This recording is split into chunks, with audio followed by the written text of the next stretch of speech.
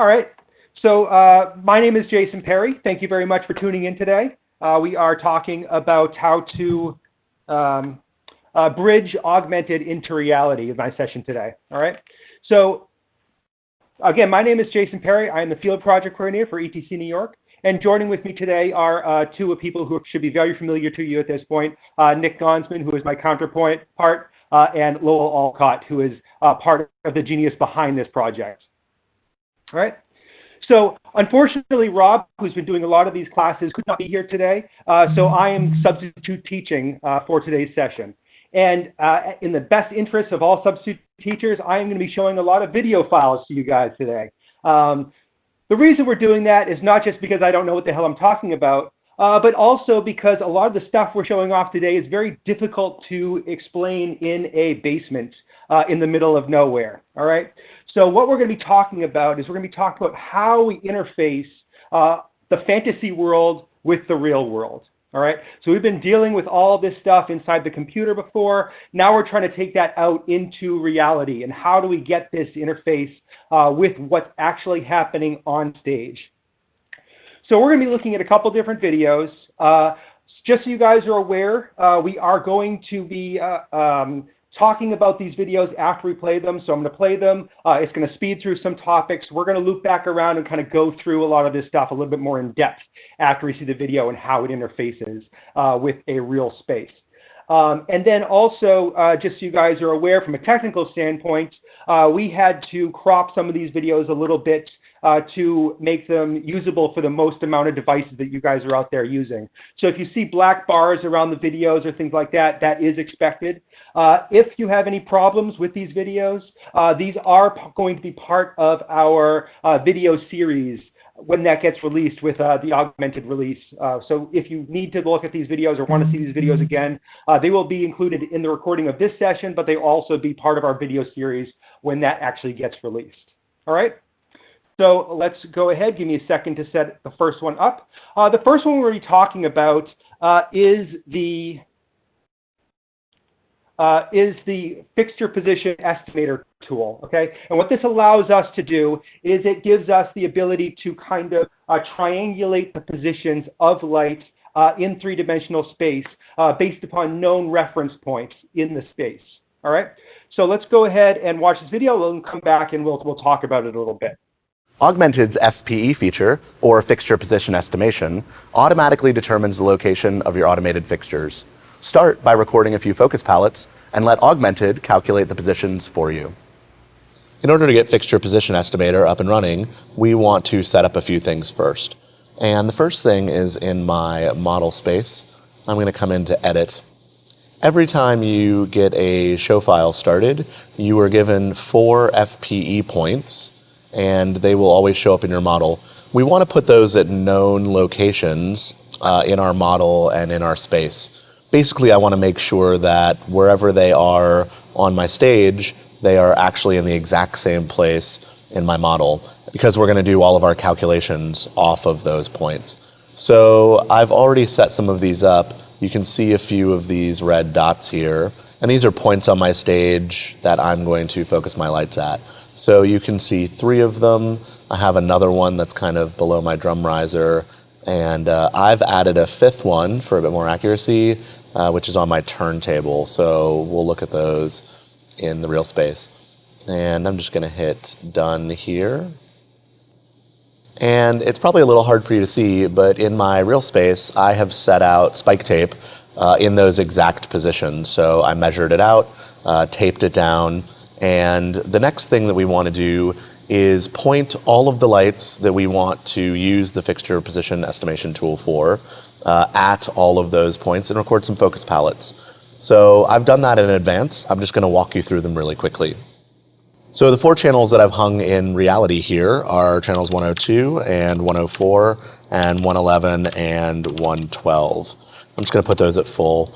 And for best results, what you want to do is, if the fixtures have an iris or a way to tighten down the beam, we want to just roll that down so we can really be sure that we're centering the beam on those points on stage. And I'm also going to adjust my edge so that they're nice and sharp again, I want to be able to make this as precise as possible because we're using math, and precision with math is always good. If you have the luxury of having an empty gobo slot, we have found in our testing that if you use something like a crosshair gobo, something that has a really definitive center, that is useful for setting these things up because you can really target in the center of the beam on the focus point. So my 4 points in the room are focus palette 901.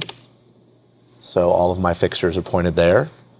Focus palette 902, which is upstage of this crate, and my designer helped me focus this before. Focus palette 903, which again was under the drummer riser. It is important to note that if you're laying out these things, precision is really the key. So I may need to move the scenery in order to make those focus palettes, but once focus palette is stored, I can really easily put my scenery back, and it doesn't have to hit it in order to do the calculations. Next I have focus palette 904, and that's there. And then finally I added focus palette 905. Again, 4 is minimal, 5 will get you a bit more accurate. You can have up to 8 focus points in your FPE focus palettes. There are a lot of best practices that can help you make sure that this is successful when you're laying out your FPE points. So check out the documentation for all your best practices. And just a quick note, you'll notice that my fixtures in my model right now are really inaccurate. So the fixtures that are in the model are at the trim that was in my last venue last night, and my trim in this venue is much lower. So these fixtures in the rig are being pointed to these focus positions, and this is what FPE is going to help me correct. All right, to tie this all together, we want to go to patch. So once my palettes are all set, I will go into patch. I'm going to grab those channels again. And in my augmented area, I have an FPE header that allows me to access my FPE information. We give you the ability to organize FPE points and focus palettes into FPE sets. And that allows you to create different groupings of FPE points so that if you have fixtures that are in the rig that maybe can't all hit the same 4 points, or you're working in multiple spaces on the same show file, you can add a separate collection and use them to recalculate your position for different fixtures. If I want to add an FPE set, I can just say add set, and that's going to put that there. FPE sets can be labeled, so if I touch the label field for FPE set 2, I can say upstage of scenery, and that gives me an indication of what I can use that set for.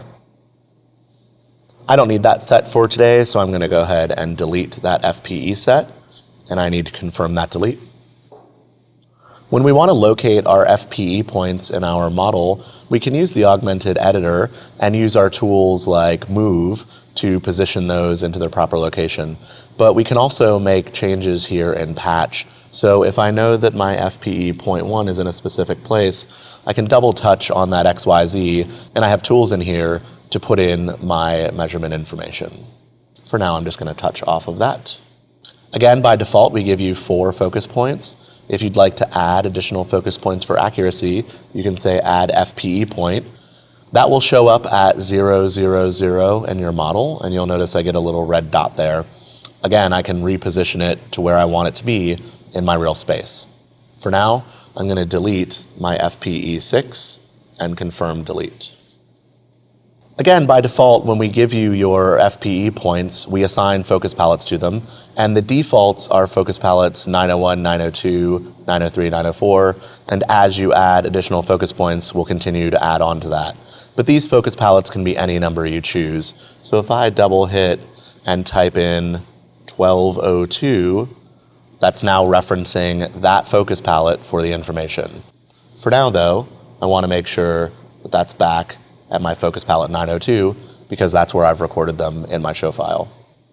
When you're using FPE, it's important to remember that all of this information is based on channel selection, and you can get errors if you have channels that aren't a part of your FPE set or your individual focus palettes. So for example, I'm going to grab 101 through 105, enter, and I'm going to hit recalculate FPE. It'll ask me to confirm, and what you'll watch on the button is it doing the math for each of the channel numbers. When it's finished, what pops up is a dialog box. As you can see, channels 102 and 104 have green check marks because they have information in the focus palettes. But I get errors for channels 101, 103, and 105. And that's because I didn't store them into the focus palettes that are being used for my calculation. So this is a really great way to make sure that FPE is going to function before you start moving your fixtures around. I'm going to hit cancel, and I'm going to grab my proper channel selection. So select last will bring me back. I'm going to hit enter, and now I'm ready to recalculate. Recalculate FPE, confirm, and now I have a valid set, and all of my channels are valid because they have information stored in my focus palettes. There's a couple of columns that tell you what's going to happen. Your FPE position is the new XYZ position that channel is going to get moved to when recalculating.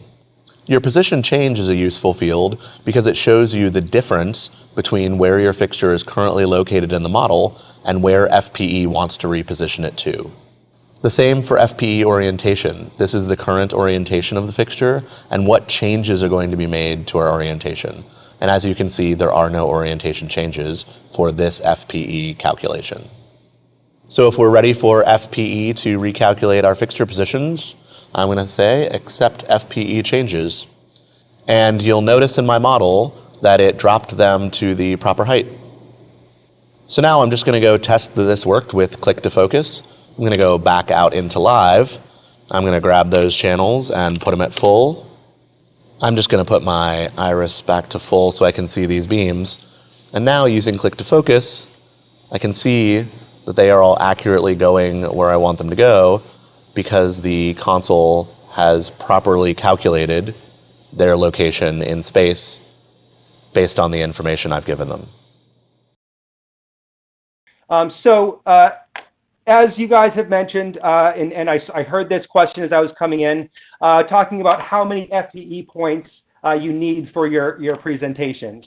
The FPE points, you need the minimum of 4 and the maximum of 8.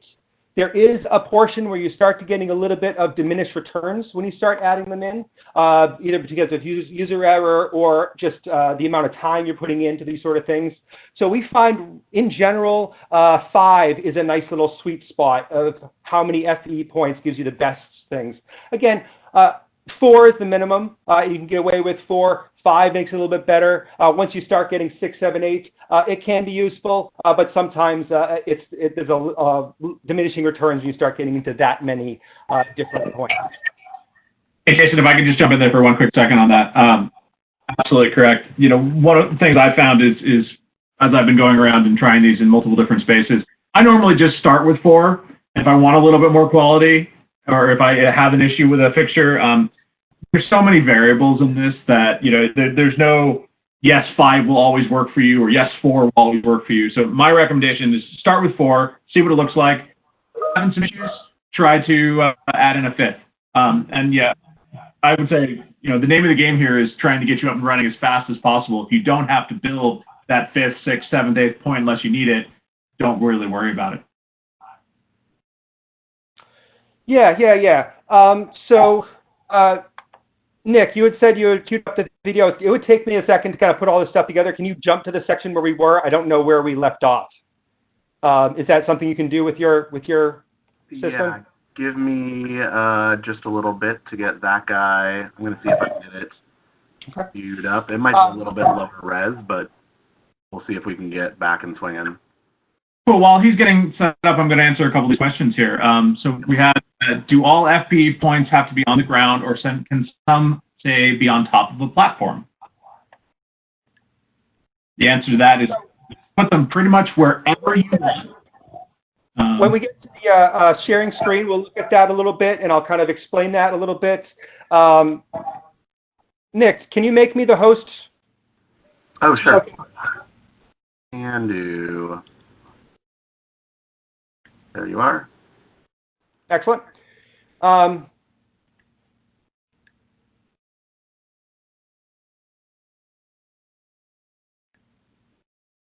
Seeing a bunch of questions coming in here. I have a feeling Jason's going to cover them in just a few minutes, so I'm going to hold off on answering them right now, but we'll make sure we circle back.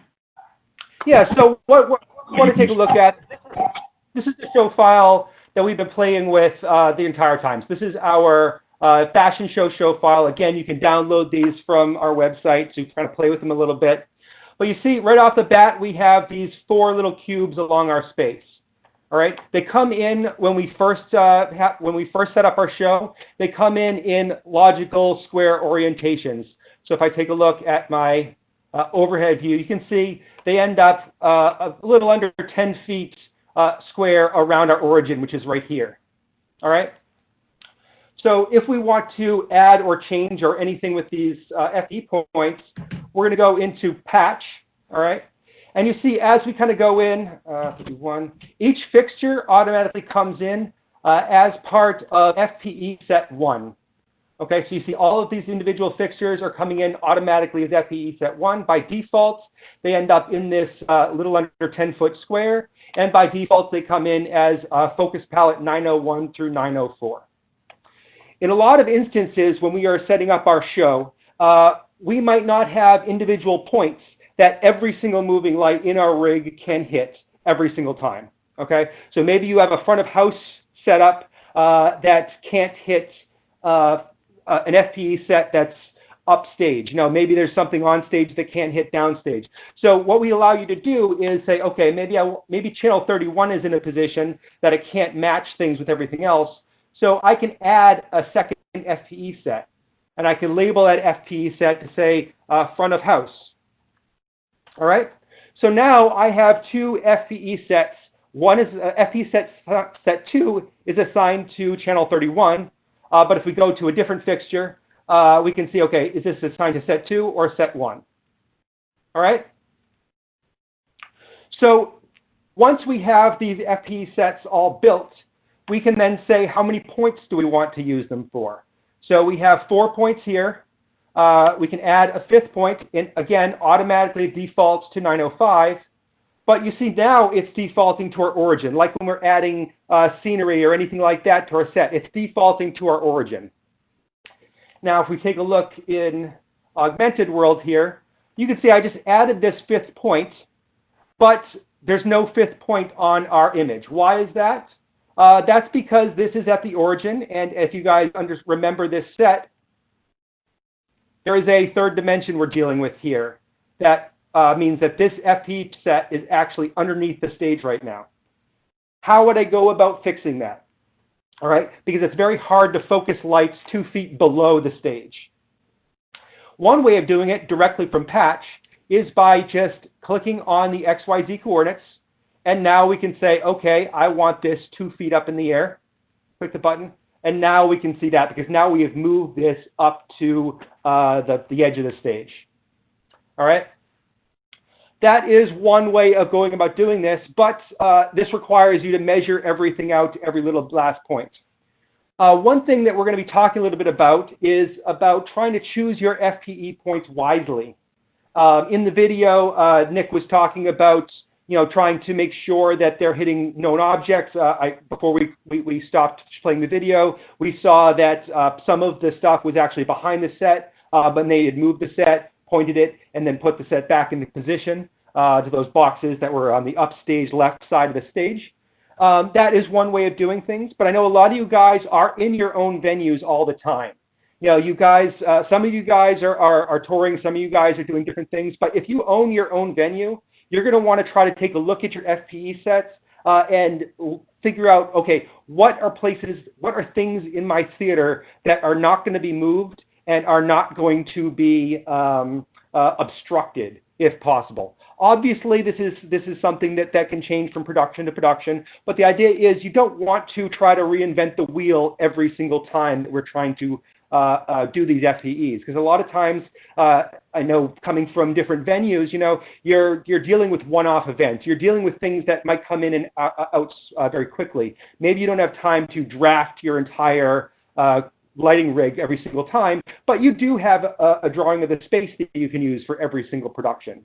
So what you can do is, rather than spending time drafting the space because you're doing things on the fly, you can kind of just pick logical FPE positions.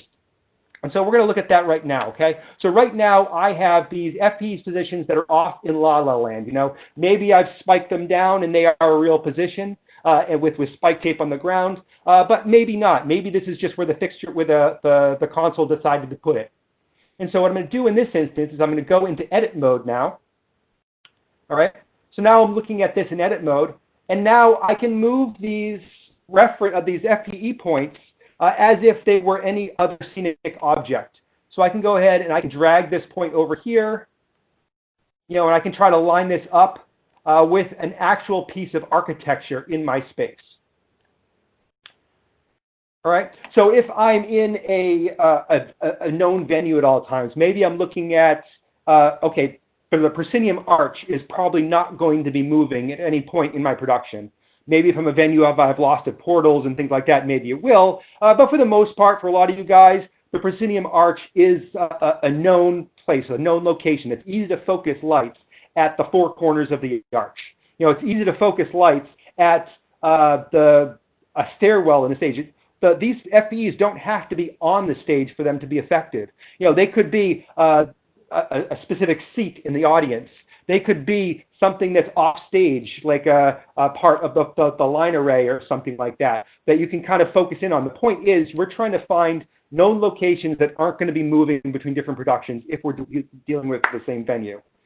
If we're dealing with something like a touring setup, then maybe we're looking at this a little bit differently, because I'm going to be in a different facility every single day. I'm going to be in, the stage might be a different size every single day of how things are kind of laid out. And so maybe in that case, I'm bringing something like, maybe I have spike marks painted onto whatever my set is.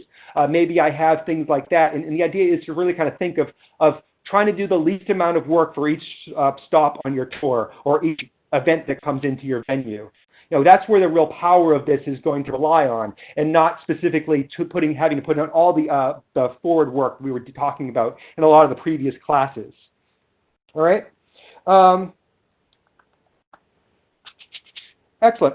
So one other thing I want to point out about these FPE sets is that each FPE set has its own FPE points, but those points can share focus palettes.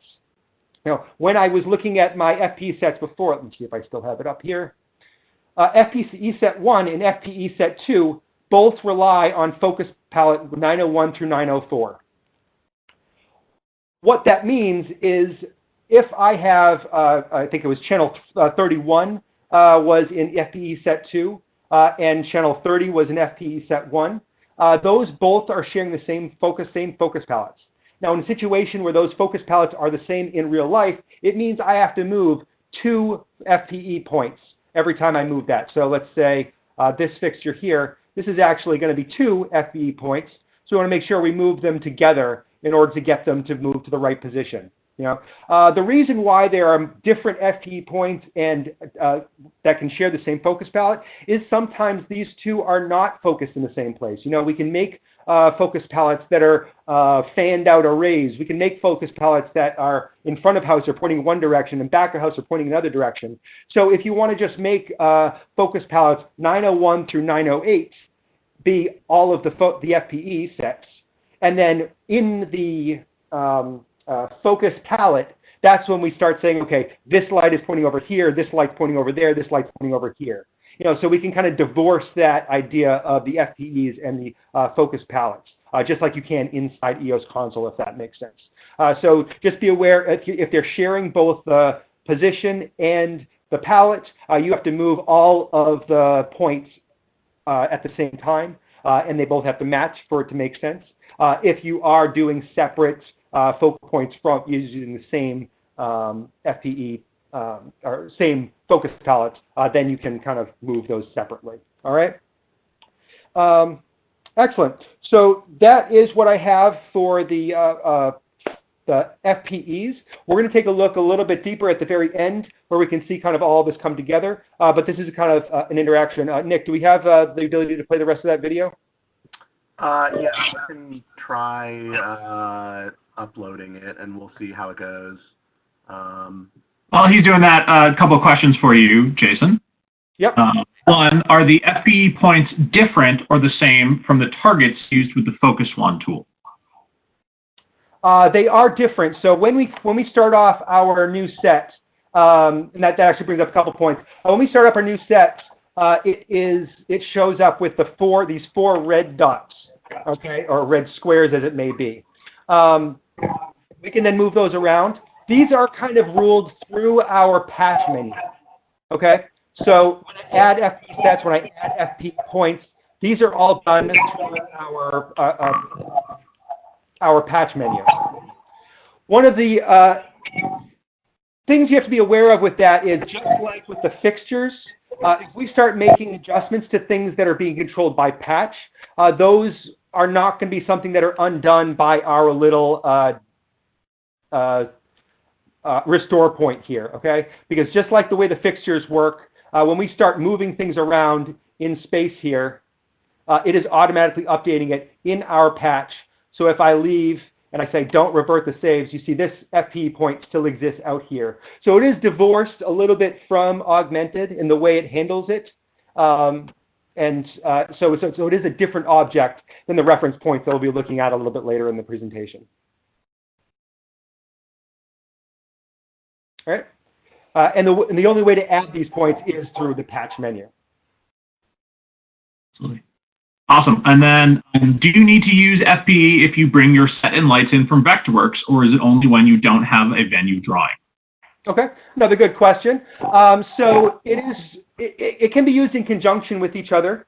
So if you have drafted your set perfectly in Vectorworks and your lights have gone up and have been hung perfectly by your electricians, and everything is exactly the same in your drawing as it is in real space, then no, you don't need to use these FPE points.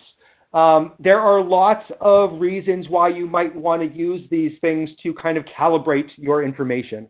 So I know when I was first starting off with a lot of this stuff, I was getting frustrated because what was happening in reality and what was happening in real life wasn't really lining up properly. Okay, so we have a light. Get me out of patch.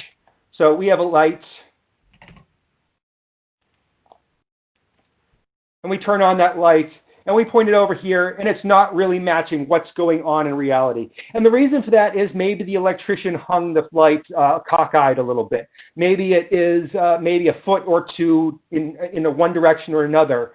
What FPE allows you to do is it allows you to calibrate these things to make sure where they are in reality matches where they are in the drawing. Okay.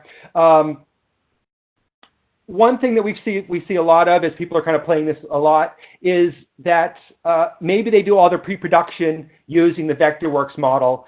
Maybe they do all of their pre-work with that sort of stuff, and then we get into the space. If anything doesn't look right, then they might rely on the FP points to kind of calibrate that for them. You know, so rather than sending the electrician up there to kind of make sure it matches the drawings perfectly, they can use these FPE points and just say, okay, I know this light isn't perfectly hung. I know this light might have moved a little bit. Maybe the drawings that I got from the venue were slightly off. And this kind of calibrates and reinforces that sort of stuff. So it's not... again, in a perfect world, you can import your Vectorworks and it'll work right off the bat. In reality, chances are you might need to use these tools to kind of make things perfect for you. All right. Anything else we got? Yeah, last one. Does it matter if the focus palettes are saved in pan tilt or XYZ as they relate to FPE? Correct me if I'm wrong here, but I believe they need to be in pan tilt for it to work properly, because the fixtures don't have the XYZ coordinate. Is that correct, or is that incorrect? Yep, that's absolutely correct. Yeah, you want them to be in pan tilt, because until you have them in the 3D space, XYZ really doesn't mean much. And I don't believe you have the capability to focus things in XYZ before it exists in our model in XYZ, correct? I believe that is correct. Yeah. So, I mean, obviously, if you've drawn it and imported it, it will have XYZ coordinates. But if you're starting from scratch, before you type in the XYZ coordinates, it won't have one, and you won't have those tools available to you in the first place. All right. So, if there's no more questions about FPE, like I said, I have a little presentation at the end that kind of ties in FPE and the reference points together. But that recalculate FPE point that they showed at the end of the video there, that's not something I can really kind of show you in this sort of instance. So I can take a look and see EOS, show the EOS again quickly. I got that button here, so we can take a look at it. We can press the confirm FPE, but it won't do anything because we don't have any information put in this, because we don't have a real space in order to see all of this stuff.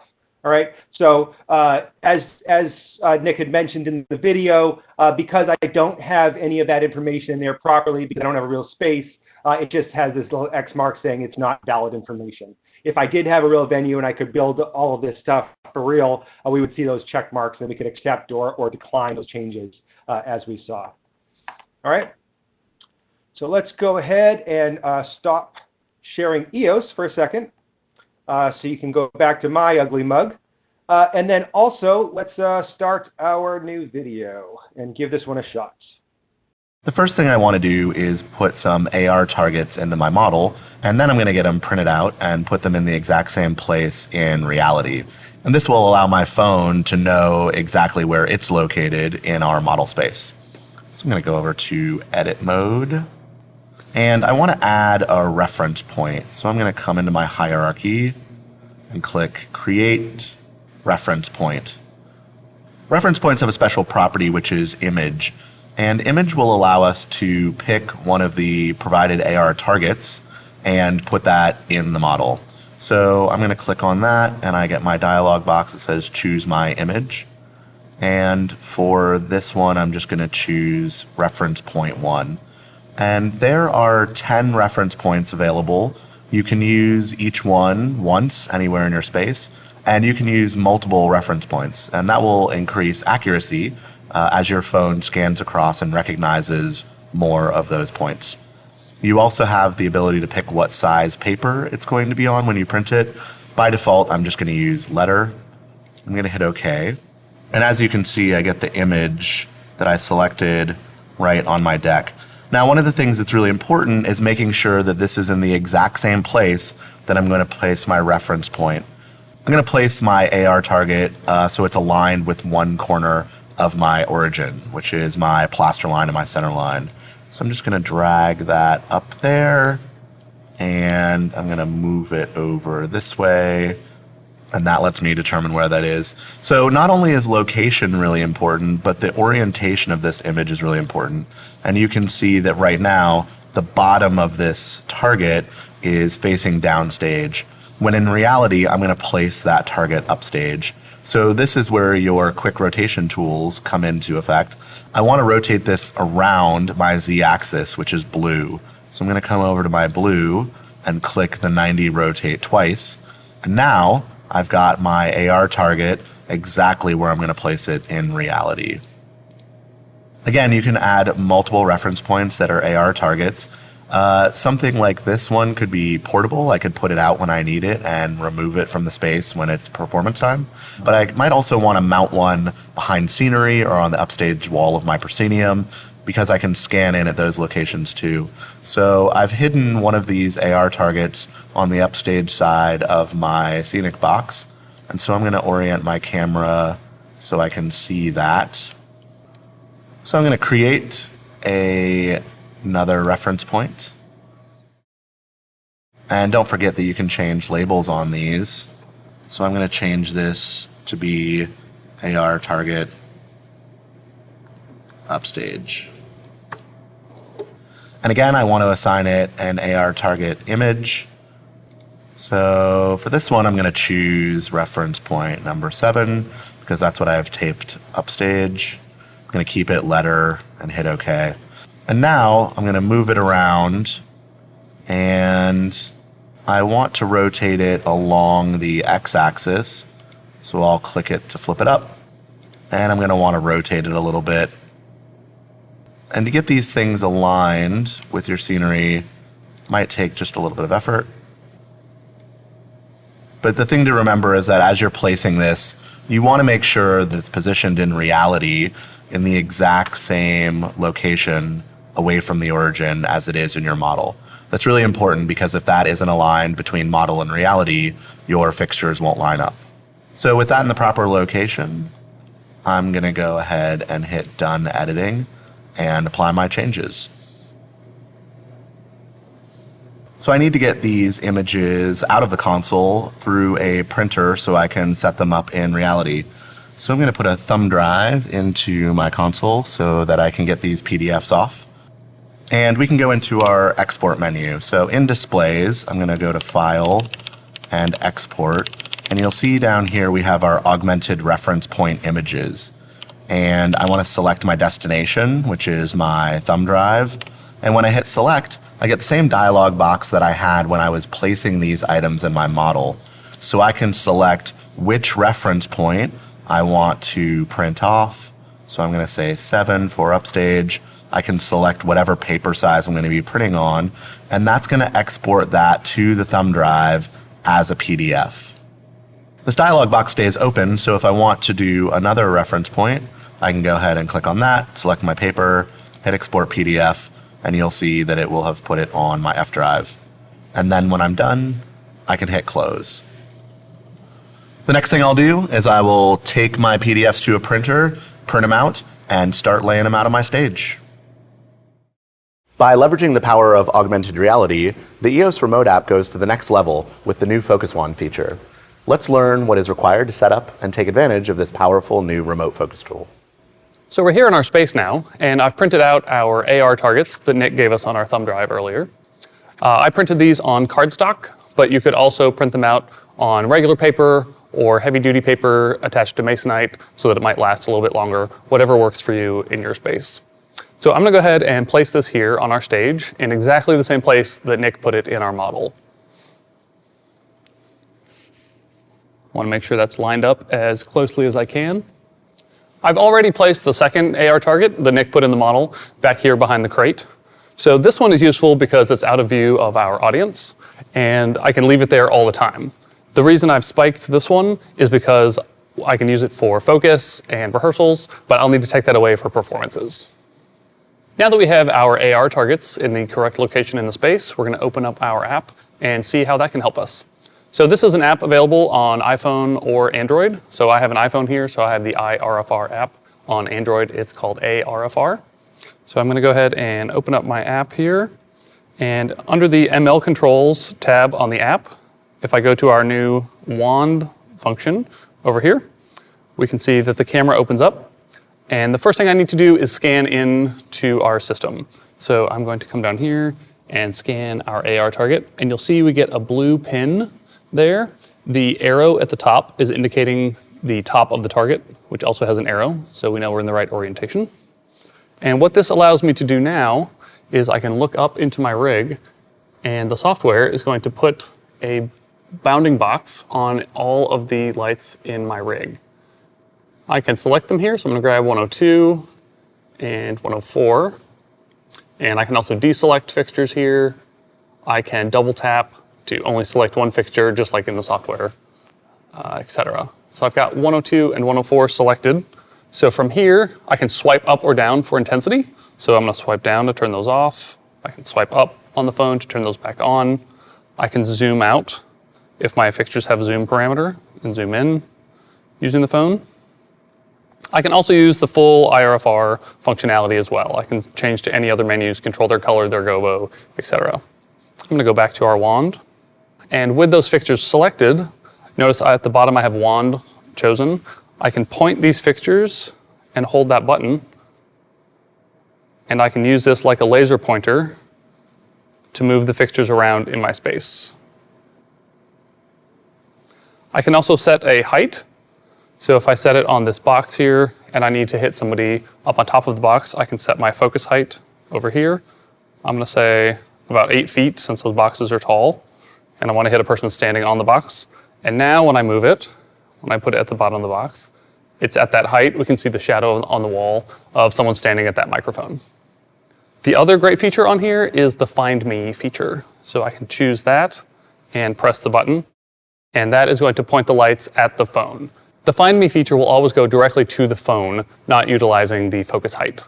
So if you want to focus it on your head, you might have to hold the phone up a little bit higher. For an object on the ground, you can hold it down a little bit lower. Sometimes it may be necessary to rescan your phone. AR drift can happen over time, or depending if your phone is moved quickly. So I'm going to go ahead and shake the phone to show that as an illustration. And now the target isn't quite where it was before, it's starting to get off there. So we can simply come in here and rescan to sync that back up. Another function we can do with the remote is to drop reference points into our space that we can use later while we're back at our console. So to do that, I'm going to press this button here down in the corner. I'm going to create a new reference point and press OK. That will drop a cube into our model that we have the ability to move around and focus lights on. Hey Rob, can you just drop a reference point where Scenery said that chair is going to be? Sure thing. So our props department told me this chair was going to be right over here. So I'm going to put this a little bit lower and drop that in. And now Nick will be able to place the chair in the model in the right spot. Excellent. Obviously this is stuff that's very difficult to kind of show off in a real situation. So that's why it's really important to have that video file to show you guys. A couple of points about this. One of the things that I get questioned a lot about when we're showing off these AR targets is that do multiple targets make things more accurate? All right, so they're like, oh, well, do I need 4 or 5 targets to be more accurate? That is not the case. You only need one target. What the multiple targets actually get you to do is it gives you the ability to recalibrate your phone in more locations. You know, so for example, if I'm dropping in a let me share my screen so you can see what it is I'm doing rather than me just talking about it.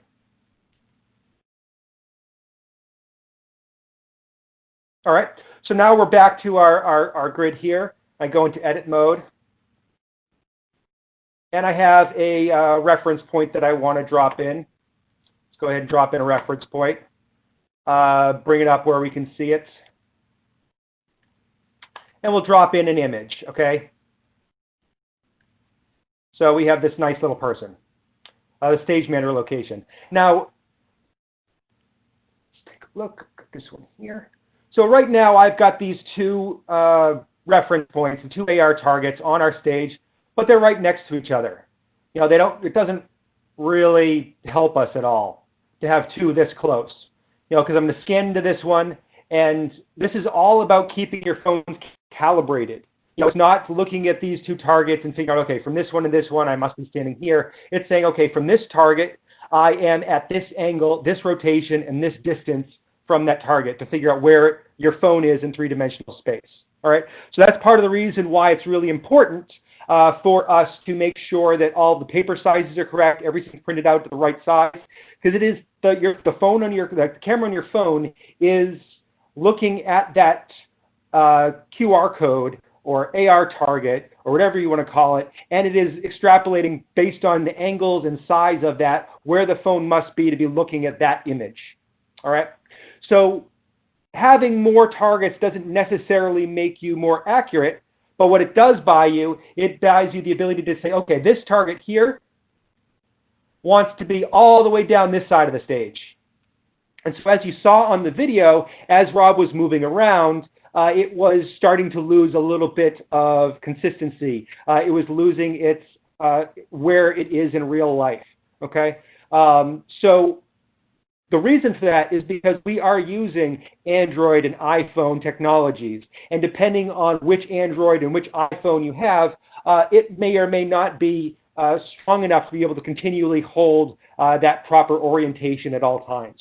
So I know I have a Galaxy S8 phone, and what that means is it is 2 generations old. So I can still do all of this stuff, but I have to be very aware of when I'm moving around, what's happening, and am I still in sync with my space? And we've seen this even through the development cycle of this product. The newer phones have more technology in them and are able to do this stuff a lot better as we're moving forward. So depending on what type of your phone you have, it really relies on how many times you have to scan into these sort of targets. So from a best practices standpoint, you'd want to have them every, within a few feet of every place you want to use. So, you know, you might want to have one stage left, one stage right, and then one upstage on both stage right and stage left. You know, just put them in logical locations where you can kind of clock in and keep things moving. The other thing to understand is, because this is a because we're dealing with phones and everything, if we're moving from point A to point B, and let's say there's a number of optical obstructions in the way, you know, I'm moving from this position to this position, I'm passing all of these things, there's a chance that your phone might not recognize it as it crosses that threshold. You know, I've run into this in spaces that have lots of carpet and things like that. That are very drastically different. You know, black carpet, you might be crossing a point. And so the camera gets a little confused when it goes from one carpet to another carpet. Again, this is all about Android and iPhone and how they're handling all of this information. And so one thing that I've done is, okay, my stage has a floor color of this. My front of house has a floor color of that. So being able to have a place on my front of house that I can scan in and say, okay, now the phone knows that the floor is red as I'm moving around this space, and it doesn't have to figure out what's happening when you're transitioning from a red floor to a black floor. So you really kind of have to do a little bit of playing to figure out, okay, where do I need these AR targets? You know, so where am I starting to lose a little bit of consistency because of what the camera is seeing, the movement is seeing. When we're dropping reference points, this is important as well, because as we're kind of throwing this phone around, you're starting to lose focus. One thing you can do to try to make sure you still have a good focus is walk slowly. You know, walk in a way that the camera is picking up consistent things. You know, when you're dealing with, and I apologize, I can't kind of show this off to you, but when you're looking through the camera, you're going to start to see these mesh objects show up on the screen. And that mesh object is surfaces that the phone is seeing. And so if we can kind of keep that mesh consistent as we're going around, you'll have a lot more accuracy as we're moving. Again, a lot of this has to do with your phone, so a lot of people will kind of get the feeling for how their phone responds, and they kind of learn how their phone reacts with a lot of this sort of stuff. And the newer phones obviously do this better than older phones, so you just kind of have to be aware of what it is you're dealing with your phone. So let's drop in a reference point as if we were doing, I actually built one so we can kind of do this. Where is that reference point? You know what? No, I didn't do that because, yeah, I apologize. I did that and then I deleted it for you guys so I could show you how to build it. So let's say this guy right here has his reference point. He's a lighting designer and he wants to have a reference point right on him in his hand. So imagine you're sitting on the guy's sitting with his phone in his hand and drops this reference point for you. This is just kind of a breadcrumb of how to build your show. From this, I can't really do anything with this reference point in terms of change it to anything or anything like that. But what I can do is I can take this reference point and I can line up a stock object against it. So let's say, okay, I've got a piece of furniture in here, like in Nick's example during the thing. I'm going to drop in a bathroom sink, and I'm going to line this up with that reference point. Let's say the sink was kind of right there. So I can kind of use this as a breadcrumb to kind of build my show. Another thing that we can do with this is, let's go into my patch screen. All right. And we are looking at our reference point now. And so what we can do is say, okay, I've got all of these conventional fixtures, and I want them all focused at this position right here. Okay, so this is a point that I can lock to, either in my setup, as you can see now in patch, or when I'm dealing with my moving lights. This is a point that I can attach to with my moving lights. For like, I can point them over here, and they're interacting with a specific surface. So I can hit them over here, they're interacting with the surface. I can't point them out here into empty space because there's nothing for it to interact with. But if I take a reference point, I can kind of make that the lock point. So even though there's no physical object there, I can still say, hit everything in the chest. So maybe your lighting designer at the beginning of the show wants to walk through and drop in reference points for all of your areas. And then your conventional lights, you can lock them to each individual area. Again, with the focus palette sort of tools, you can say, okay, let's drop in a reference point right here. And then later on, you can say, okay, this reference point is where focus palette 1 is going. You know, it's the X, Y, Z coordinates of my focus palettes. So I can use this for a lot of different ways. By itself, it doesn't do anything. But it does give us a jumping off point to kind of build the rest of our show with. All right? So are there any questions at this point about reference points or the app itself? Yeah, we've got a couple of stuff that has come in specific to the AR targets themselves. Okay.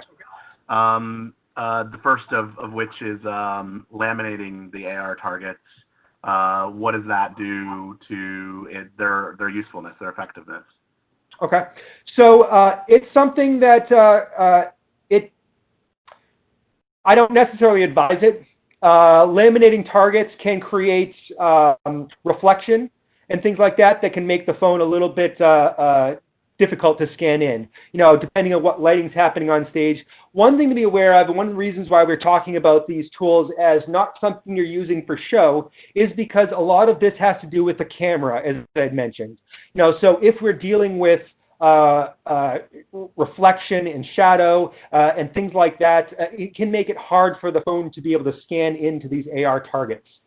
So I recommend not doing anything that could affect how the phone sees this object inside the camera. Hey, Jason. Yes. Can I just think of that? I have seen some really great success with matte laminate.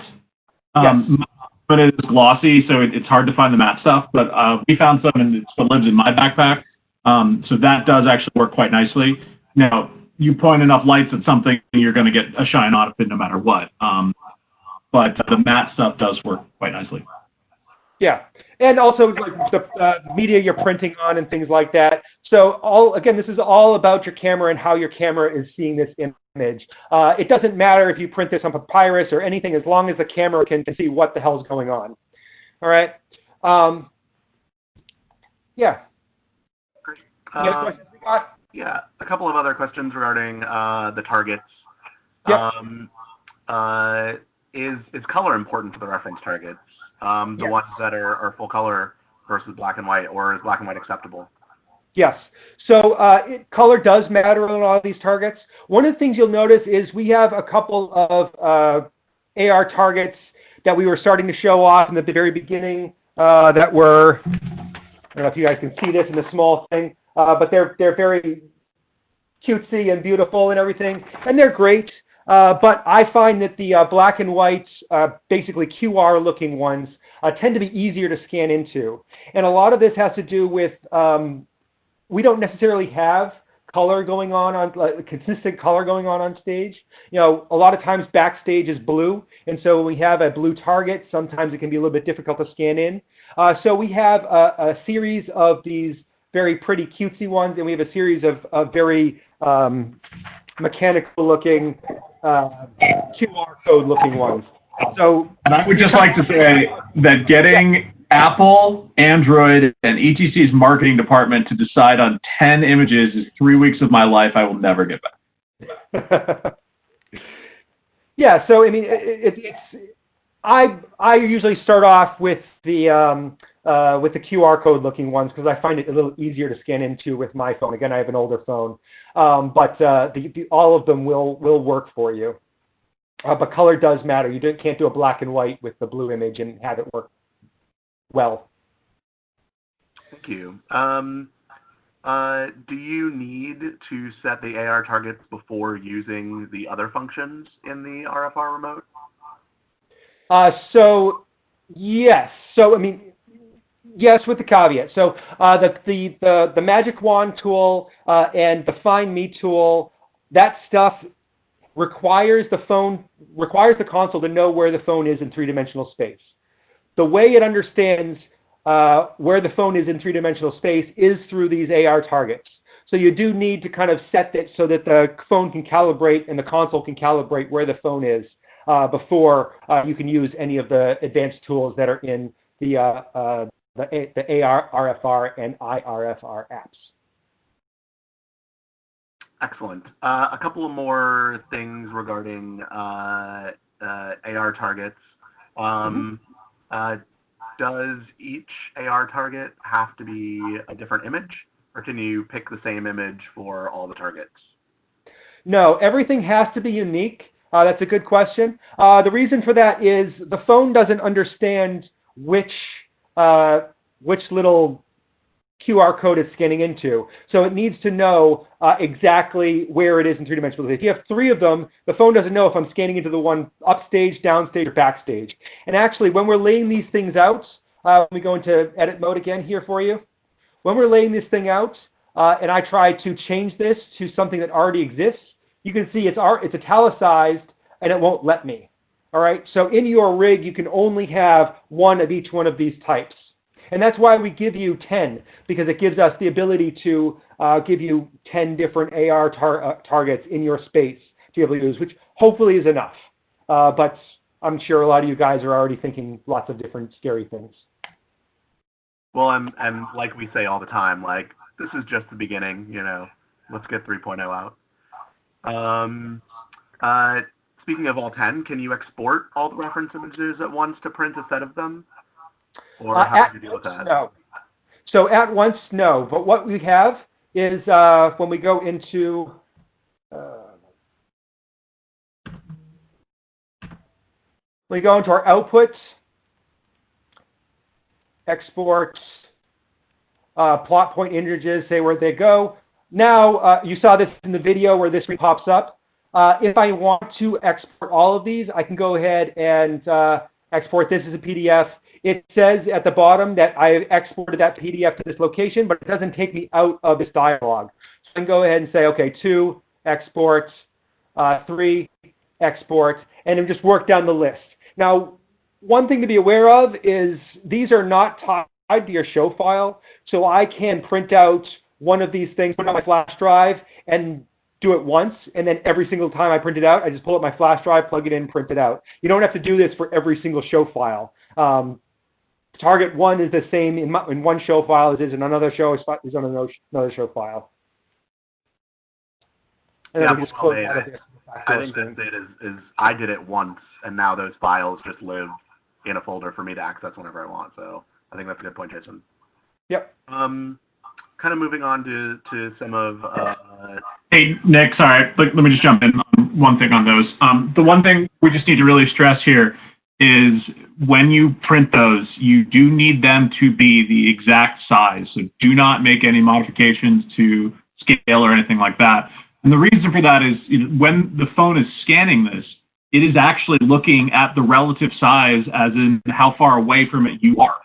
So if you print one out and then double the size to make it bigger, it's going to think you're double as close to it, which does not end well for you. So even when you go and select your paper size, it will automatically scale that image to be the required size. Just make sure you don't modify that when you're printing. I don't want to be double as close to anything. It's going to make the focus one not work as well. A couple of other questions that are around this. Can FPE and focus wand targets be placed in Vectorworks ahead of time?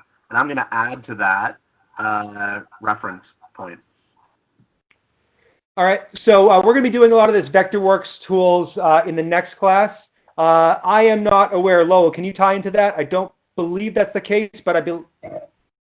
The FPE points and the targets cannot. We are doing some work with focus points and reference points that will...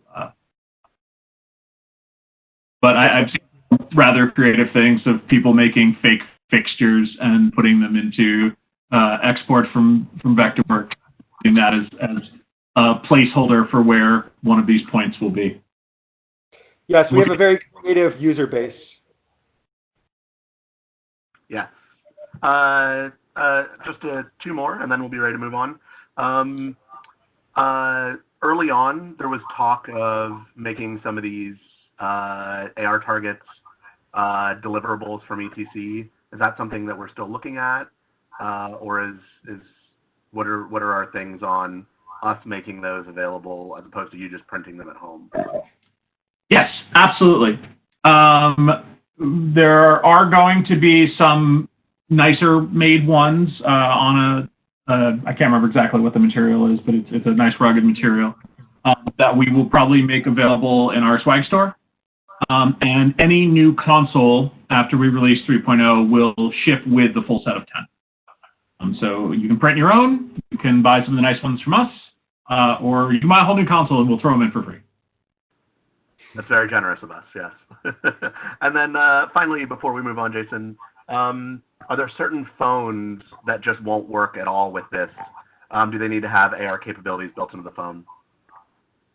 Yes, absolutely. There is a list, and Lo will correct me, but there is a list from Android and iPhone that will tell you whether or not it is AR package compatible. Yeah, and the app will also tell you that too. So if you have the app on your phone and you go to the About screen, it'll tell you whether or not it'll work with AR, with Focus One. Keep in mind that if you don't have the AR Kit, AR Core functionality that is needed for Focus One, you can still use everything else inside of the app. You just don't have access to that functionality.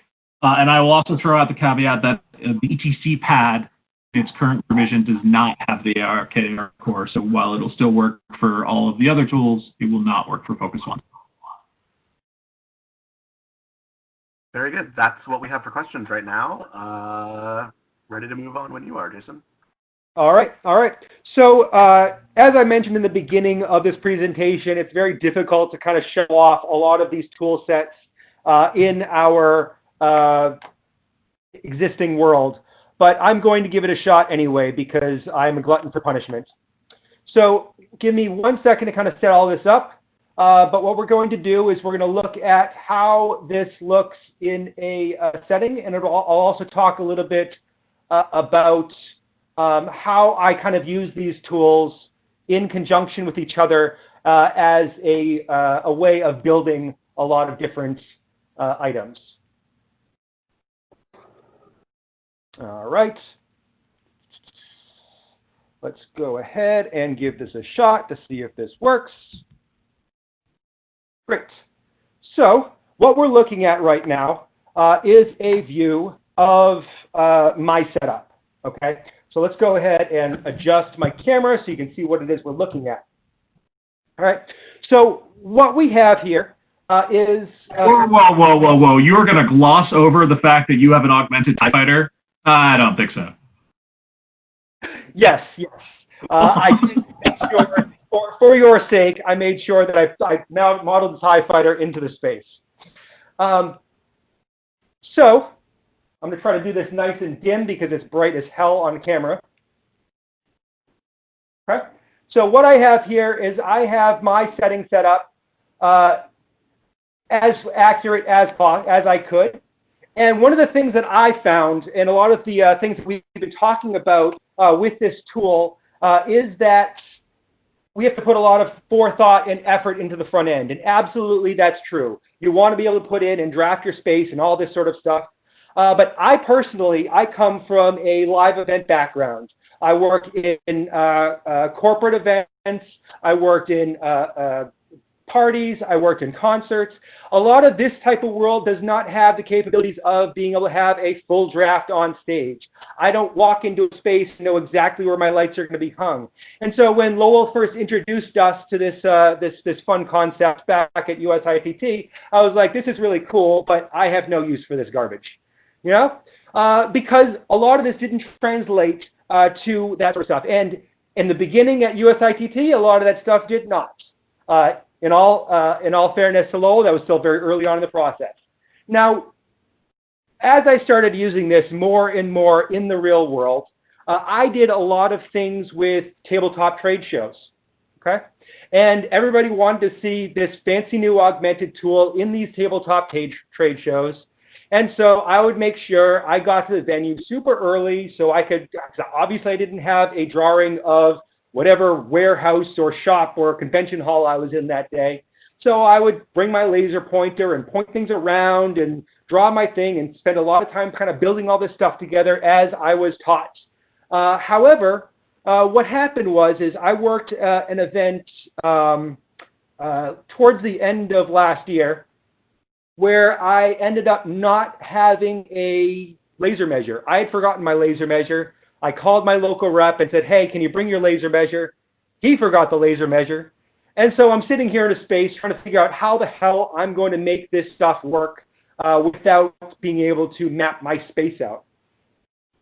And so what I did, and it worked absolutely brilliantly, as long as you understand what it is you're doing, and I know a lot of you guys are excited, and a lot of you guys like to get your bloods pumping, and that's why I'm kind of talking about this quickly, I kind of use these two tools, the AR tools and the FPE tools, to kind of build what the space was I was working in. Again, this is not something I would do for a theatrical presentation. This is not something I would do for something that I would be current constant. This is something I would do for a one-off so I can make sure that I have an idea of what it is I'm doing. Okay? So the first thing I did, we had talked about in a previous setting, in a previous class, that our augmented does not care where our origin is. You know, in our world, when we're trying to draft things out, we want to make that origin to be something very important. So, you know, we try to do center line, plaster line. That is a great way to do it in the theater world, you know. But in my instance, what I did is I dropped this fixture here as my origin. So this fixture is sitting at 0, 0, 0.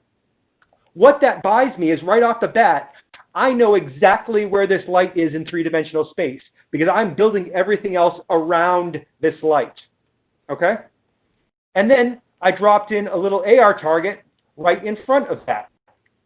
Just go into edit mode so you can see my AR target here. And so I did this, and I just kind of nudged it up to the front of the fixture so that I knew where things were. Once I was able to have a known fixture in space, and I was able to use the augmented reality in it, I could then go ahead and drop in my reference points. Okay, so I walked around the space and I tagged different reference points around the wall. All right, this is something you have to be very careful of, and why I don't recommend this sort of thing for theatrical when you have time to kind of set all of this stuff up. But in my space, I was able to kind of drop in all these reference points, and then I wouldn't necessarily connect the dots because in this situation here, I knew I had a right angle on my wall. So I wasn't trying to create three points to connect the dots. What I was trying to do is create 3 points so that I can average out where everything was in real space. And I could drop my wall in nice and cleanly and easily right where I think it is in real space. All right? So I was able to do, the floor came in automatically. The fixture came in because I said that's where my fixture was. My fixture is my origin. The walls dropped in where they are based on the reference points. And then from there, because we are nerds about geometry, I could then point the fixture. So let's go ahead and do that. I'm going to take my fixture here, and I'm going to point this at the corner. Okay, make that a little bit brighter so you can see it in that small image there.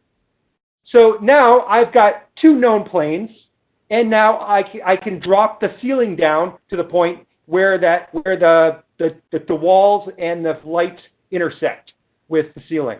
Okay, so I could easily kind of draft this sort of little cube quickly and easily. All right, and then from there I can then say, okay, I can point the light at the TV and say, okay, this is where my TV exists, and I can just drop this right down.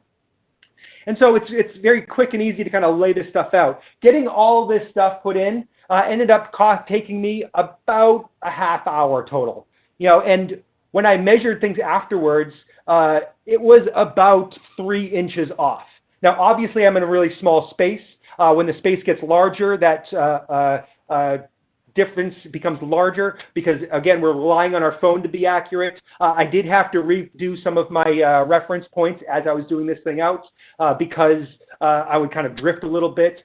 when I was doing my reference points, because I know my phone isn't the latest and greatest, I was rescanning position every single time. So I was rescanning, walking to position, reference point, rescanning, walking to different reference point, and it actually worked out really well. So that's one point that I kind of want to get your guys in mind, being able to drop things down quickly and easily. I know we always talk about how great this tool is for these larger productions when you have time to set up and draft and do your Vectorworks.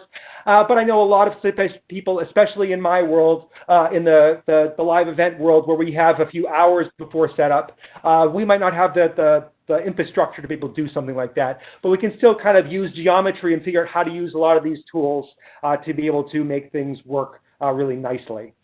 So the one thing I did measure in this was I measured the individual pieces. I measured the size of the TV. I measured the size of the piano, that sort of stuff, just because the accuracy when we start getting into a couple of inches here and there isn't as great. Another thing I want to note with our positions here, I luck out in this world here that my fixtures here are all spot fixtures. They all have irises that I can play with. I can make them nice and tight. I can zoom them nice and tight.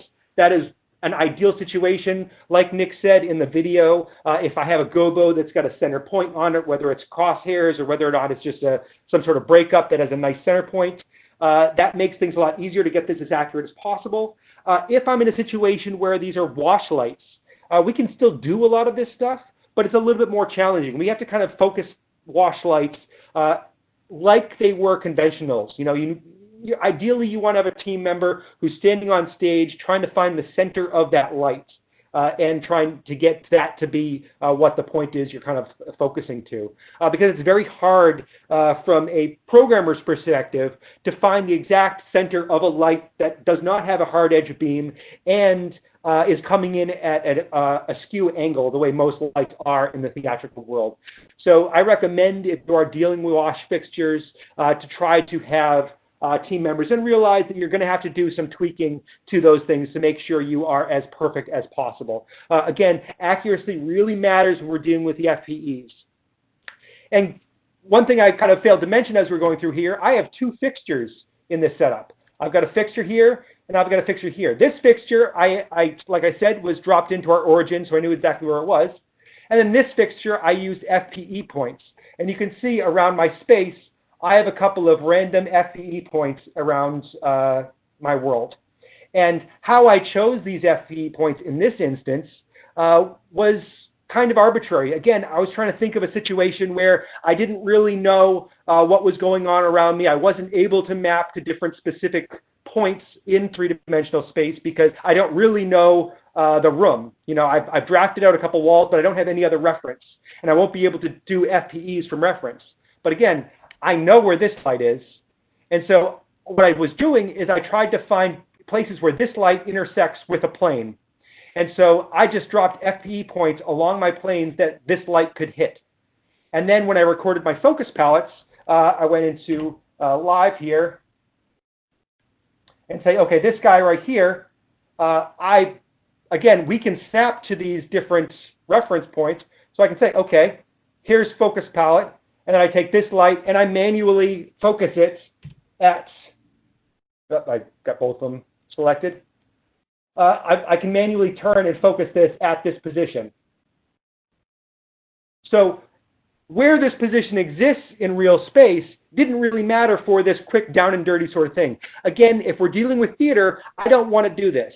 But if we're dealing with something where I'm trying to get things up and running really quick, this FPE point does not have to be related to an actual piece of architecture or actual place that exists in real world if I have a reference that I already know exists, which is this light here.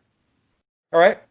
So I know that's kind of really quick. The idea behind this section is just to kind of get you guys moving and show you how big a nerd I am. So it's about trying to take this beyond just, okay, I have to sit down and draft my entire thing out and spend 8 hours of pre-production work. Obviously, if we put that pre-production work in, it does pay off in the end. This is a very kind of generic sort of representation of my space. There's lots of problems with it in terms of, this this monitor here, again, I was just trying to make, doesn't look the right aspect ratio or anything like that. And that was because I was just trying to create the idea of what it is in my safe, because that's all I really need when I'm doing live production. I don't need to know every single nuance. And actually, in a lot of cases, having more nuance is actually a detriment. So for example, I'm sitting here on my light here. If you look at the table underneath me, the table underneath my TV has lots of shelves. Okay, so as I'm dragging this light down, imagine I'm using my magic wand tool and I'm dragging this light down through these shelves, you're seeing that it kind of bounces around a little bit. I don't know how well you can see that in the little picture-in-picture there, but the light's kind of bouncing around. The reason for that is it is trying to go to every single polygon. So when I am sitting on the inside of the shelf, the light is trying to shoot a couple feet further than when it's on the face of the shelf. So if I was doing this for reality, I would probably just use a block here, because it won't do a lot of this sort of overthinking of what the space is around me that I'm playing with here. You're not seeing it do this little bouncing tool. And you saw this a little bit in the video with Rob, where he was talking about edges of stage and stuff like that. Same concept happens here. So if I have more polygons, just understand how that's going to interact with the fixtures I have selected. All right? So do we have any questions about this section at all? There's sort of a best practices question, which I think is kind of similar to what you're talking about. And it really has to do with a touring rig. So is there a best practice guess whether it's best to input updated positions for your fixtures in your touring show file, or should you keep the positions in your original location from the previous venue and use FPE to update? Do you have thoughts on that? So basically, if I'm understanding correctly, do they want to change the draft in the actual console to replicate the new positions, or do they want to use FPE, let the console do the work? Yeah, that seems to be the question. I don't personally see an advantage of you doing it yourself, because I think that, I mean, obviously for like pre-productions, if you need to do pre-production work before you move into the venue, it makes sense. But if you're not doing pre-production work in the venue, I think the FPE is going to be a lot more accurate. Again, a lot of times when we're doing these sort of touring presentations, the company might give us a rider or give us a drawing of the space in advance, but we don't know how accurate that drawing is. And again, accuracy counts a lot when this sort of things. So if their drawing is older, or if their drawing is, if they do a lot of estimations and guesstimates with a lot of their drawings, it's really hard to translate that in real space. So from my perspective, I would tend to wait and then just do the FPEs on site, because it's just kind of redundant and having to do the same process twice. Because once you do the FPEs, it will overwrite the values that you had before. So obviously, if you save your show file, you have the previous values if you need to, but it will overwrite those values as if you were changing them in Augmented. So from my perspective, I think that again, it depends if you're doing the pre-production work. If it's pre-production work, absolutely do it that way. But if you're not doing pre-production work, if you wake up in one city and then you wake up in the next city the next day, FPEs, I think, are the way to go. Yeah, I'll add to that. I don't think there's a hard and fast answer to that, and exactly what you were saying, Jason, is I think if you are confident in accurate information about hanging positions, that's something you could do on the bus on the way to the new venue. And so weighing the accuracy of the venue information for where that fixture is going to be versus how quickly and accurately can you get focus palettes in relation to your model, right? So like, if you're taking a Broadway show out, for example, everything north of the plaster line is going to be exactly the same in every city. FPE is the way to go, right? Because you can quickly focus on a couple pieces of scenery or something, and know that that's going to be accurate. If you're touring with something maybe like dance, where you're coming into a venue and the presenting house is providing a lot of your rig, that might be something that if you have more accurate information about the distance to the booms or the front of house position or the line set schedule, that might just be faster to punch in. So I don't know that there's a hard and fast rule, and I bet it will change show to show, venue to venue. Yeah, I agree with you, Nick, and you, Jason. It really comes down to what information do you have present, and which information you trust, and how much time do you have. There'll be a number of different ways to do that. Yeah, and this is all still a very new tool for all of us. So best practices, we're giving you what we think the best practice is. When this stuff gets rolled out further and further and further into reality, we're going to obviously be keeping track of all of this stuff and updating our practices as we go along, as we learn things about the features. Hey, Jason, there's a question that just came in that I'd like to answer, if you don't mind, which is about using a tablet computer version of Focus One.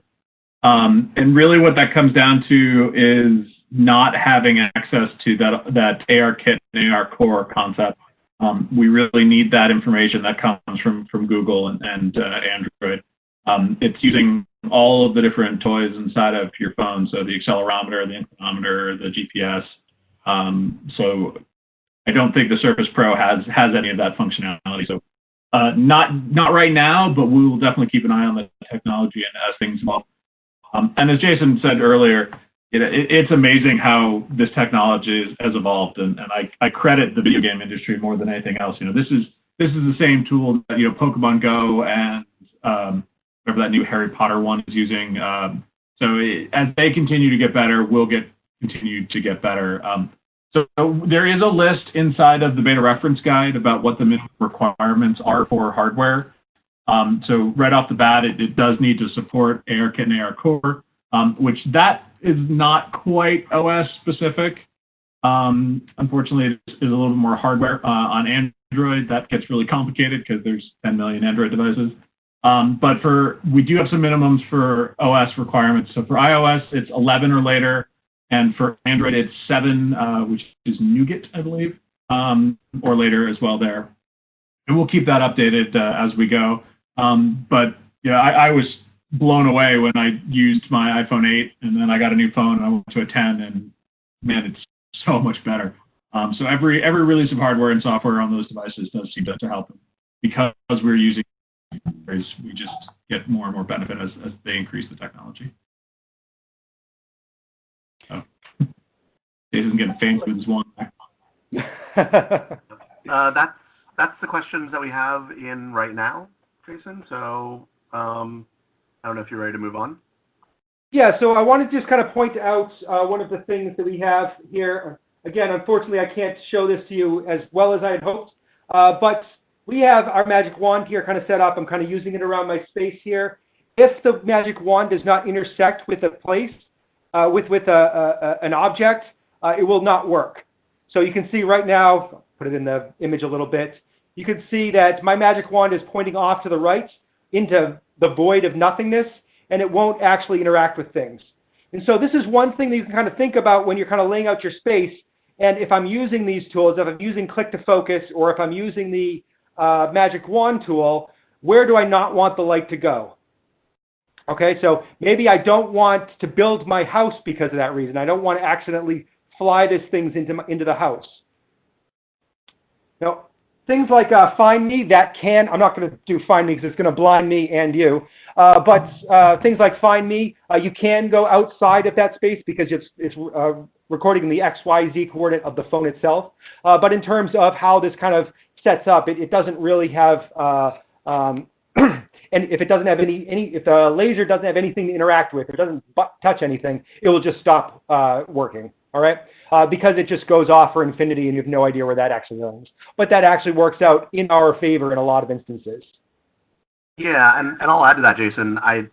Two things is that also has to do with visibility states in the augmented model, right? So use that to your advantage as you have certain objects turned on and off.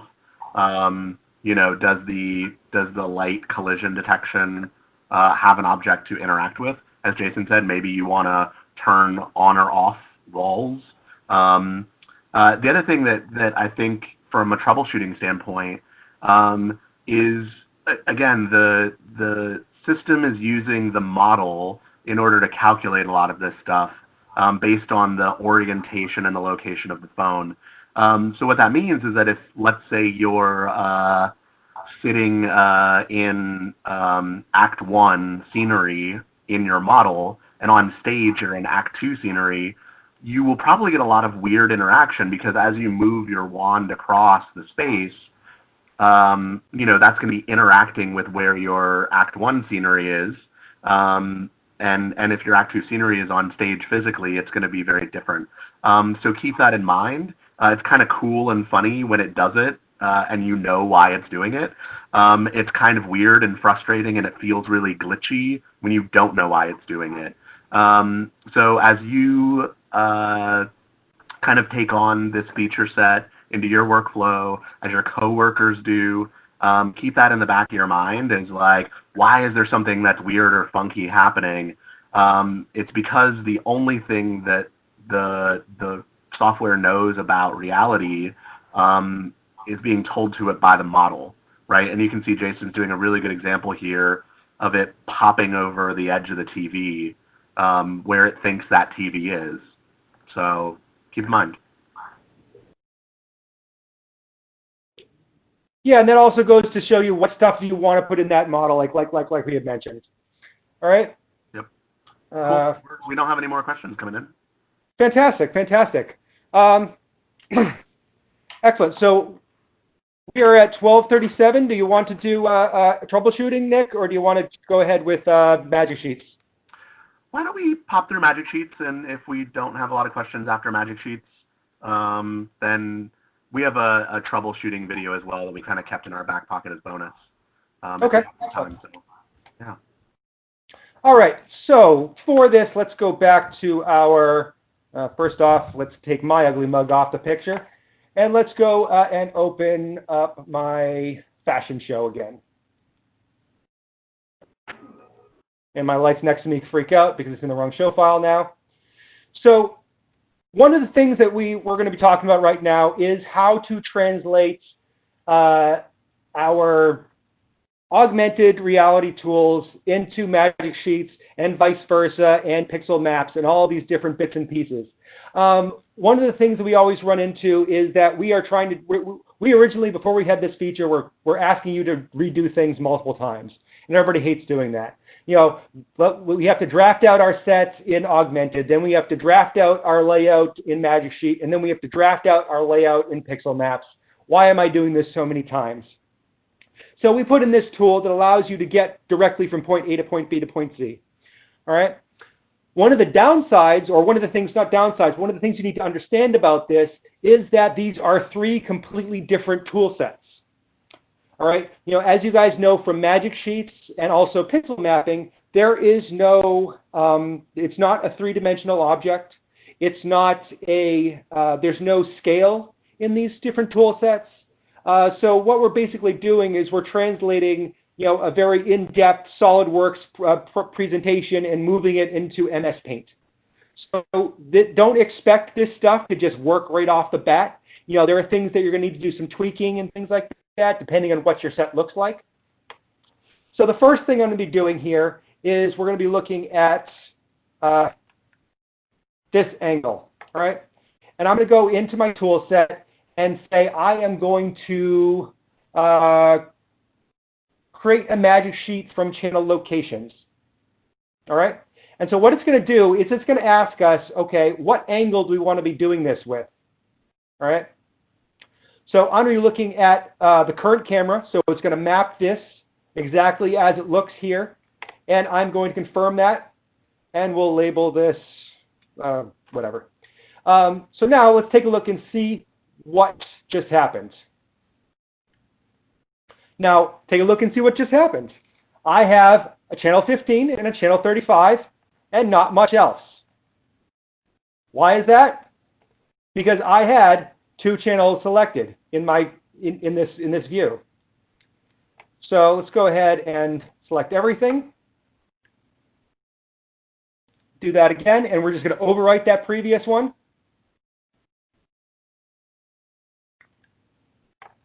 And now, I did a top-down view. I apologize for that. But you can see it laid out all of our fixtures exactly as they were in that three-dimensional space, but from top-down view, because I hit the wrong button and I apologize. Couple things you'll notice. They didn't show up as fixtures. They showed up as all these boxes. And that may be a sad thing, but that's why we introduced a new tool set in Magic Sheets that allows us to change the type.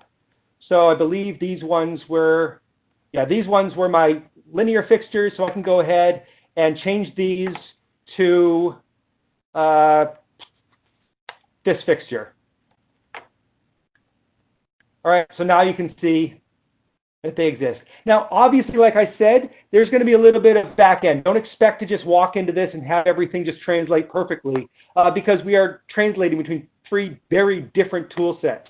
But it does give you the ability to kind of get a starting point, getting things laid out. You know, starting off with something like this makes it a lot easier for us to kind of build our top-down views.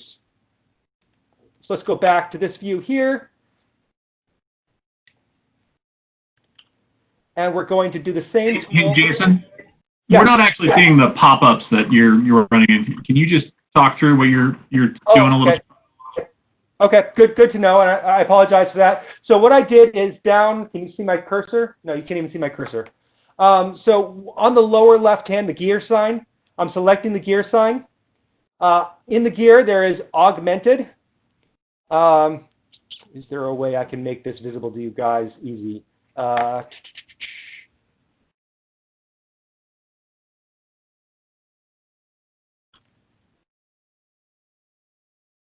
No, I apologize for that. So we can hit the gears. What pops up is that little gear symbol here with augmented. And then in that list, we see create magic sheet from channel locations. All right. And then when that pops up,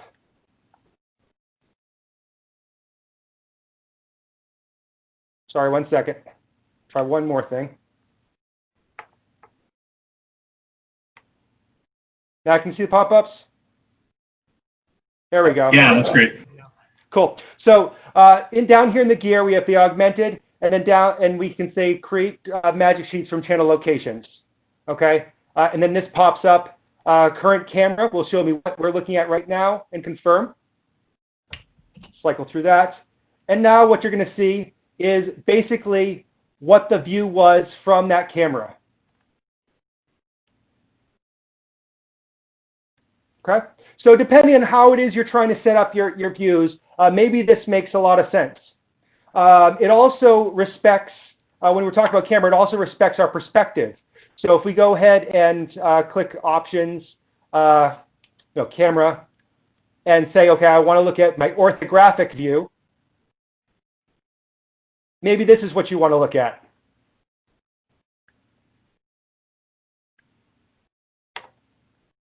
Okay? And we can do the same thing and everything kind of shows up more in line with each other. So roughly the same sort of angle, current camera, confirm. And so now you see the spacing is even on all of these different devices.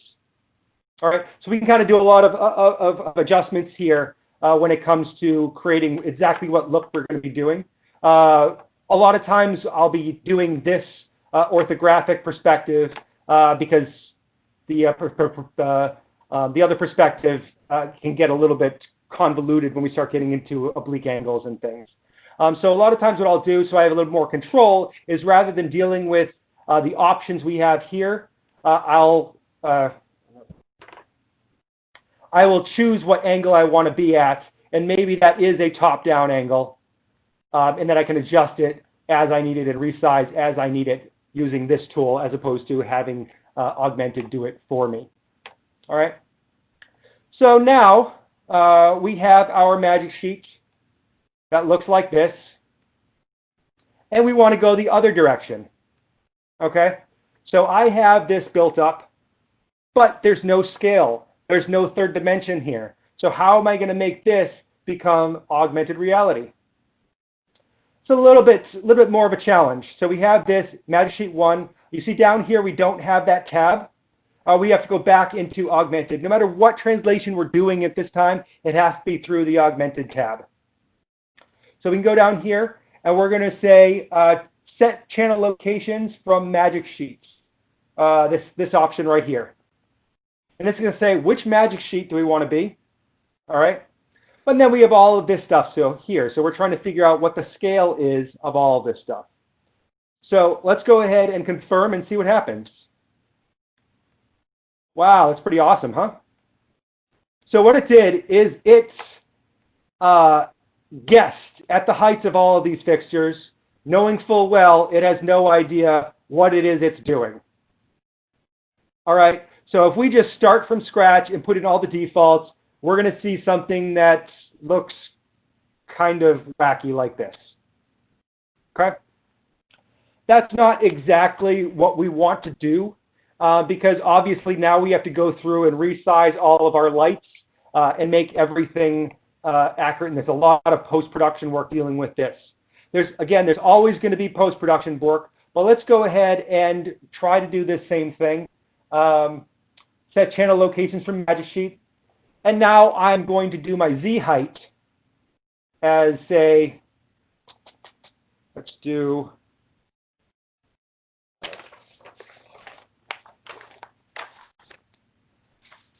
20 feet. All right? So I'm going to do my minimum Z as 20 feet, and my maximum Z is 20 feet. That didn't take. All right? And now we confirm that. And you see everything comes across on the same plane. All right? Now, obviously, we still have to do some work here to kind of get things to think, because these fixtures right here are all actually ground-supported fixtures. These fixtures here are on the truss, so these are at the right height. These will actually come down a little bit. So there's still some tweaking I need to do, and we can do that through our editing tools or anything like that in Augmented to kind of make this thing perfect. But there's some tweaking we need to do. You notice that right now we also completely missed our truss. Again, because we didn't have the right scale. So channel from Magic Sheet, I have notes that this is a 20-foot high fixture rig. And it is a 10-foot or 20-foot long truss.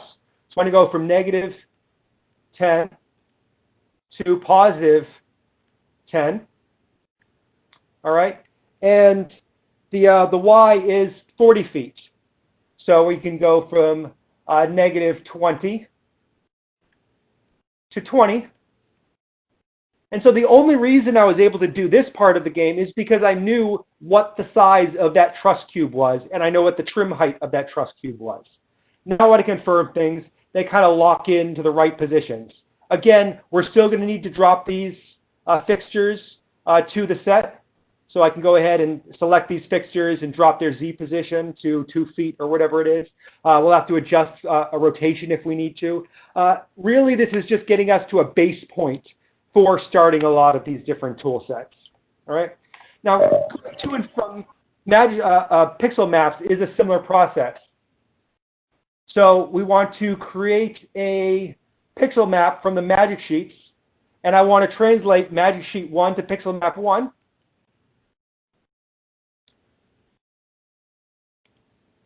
No. Confirm. And then let's take a look at my Magic Sheets, or not Magic, sorry, I apologize. My pixel maps, and you see it came across, because I had that one row selected, it came across as that one row of ground, that one ground row. So I quickly built a Magic Sheet of that one ground row, or a pixel map of that one ground row. All right. So again, there's no Z information here. It dumbs it down to a flat piece of paper. So all these tool sets are designed to be able to get you to a known location. It's not starting from scratch every single time, and you can kind of translate quickly between these different tool sets. All right. Any questions about these processes? I didn't go through every single one of them just in the interest of time, but you can kind of see how this extrapolates to all the different points and tool sets.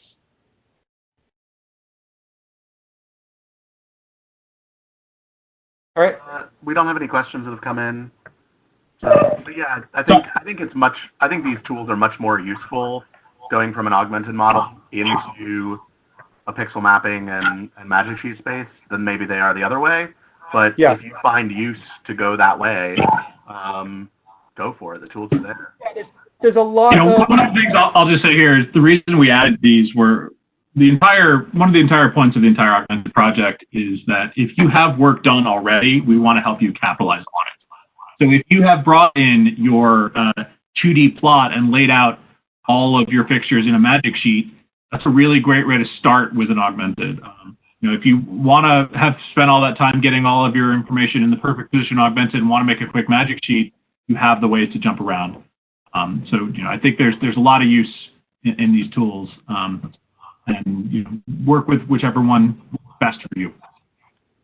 Yeah, and as you can see, it drops everything down. Coming from Augmented to the 2D model is very nice because it kind of drops everything down in position. I don't have to worry about laying things out or any of these lovely organizational tools that I have over here on the side in terms of creating array. It's not hard to do that stuff in Magic Sheets because we give you all of these fancy tools.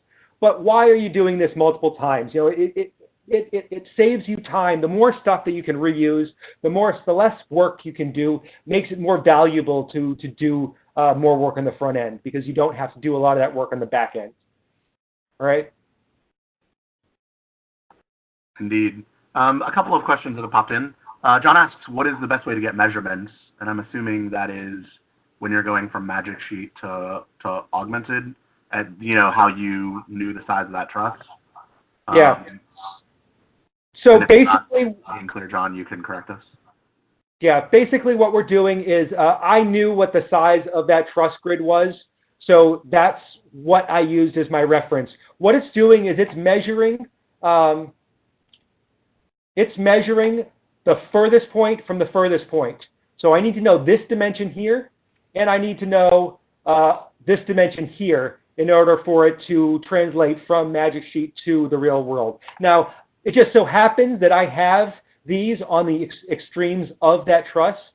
If these extremes weren't on that truss, then maybe you'd have to kind of do some adjustments. And again, maybe what you have to do is put a phantom fixture up at the end of all of your truss to kind of get all this stuff kind of laid out properly. But again, we're trying to get you the ballpark.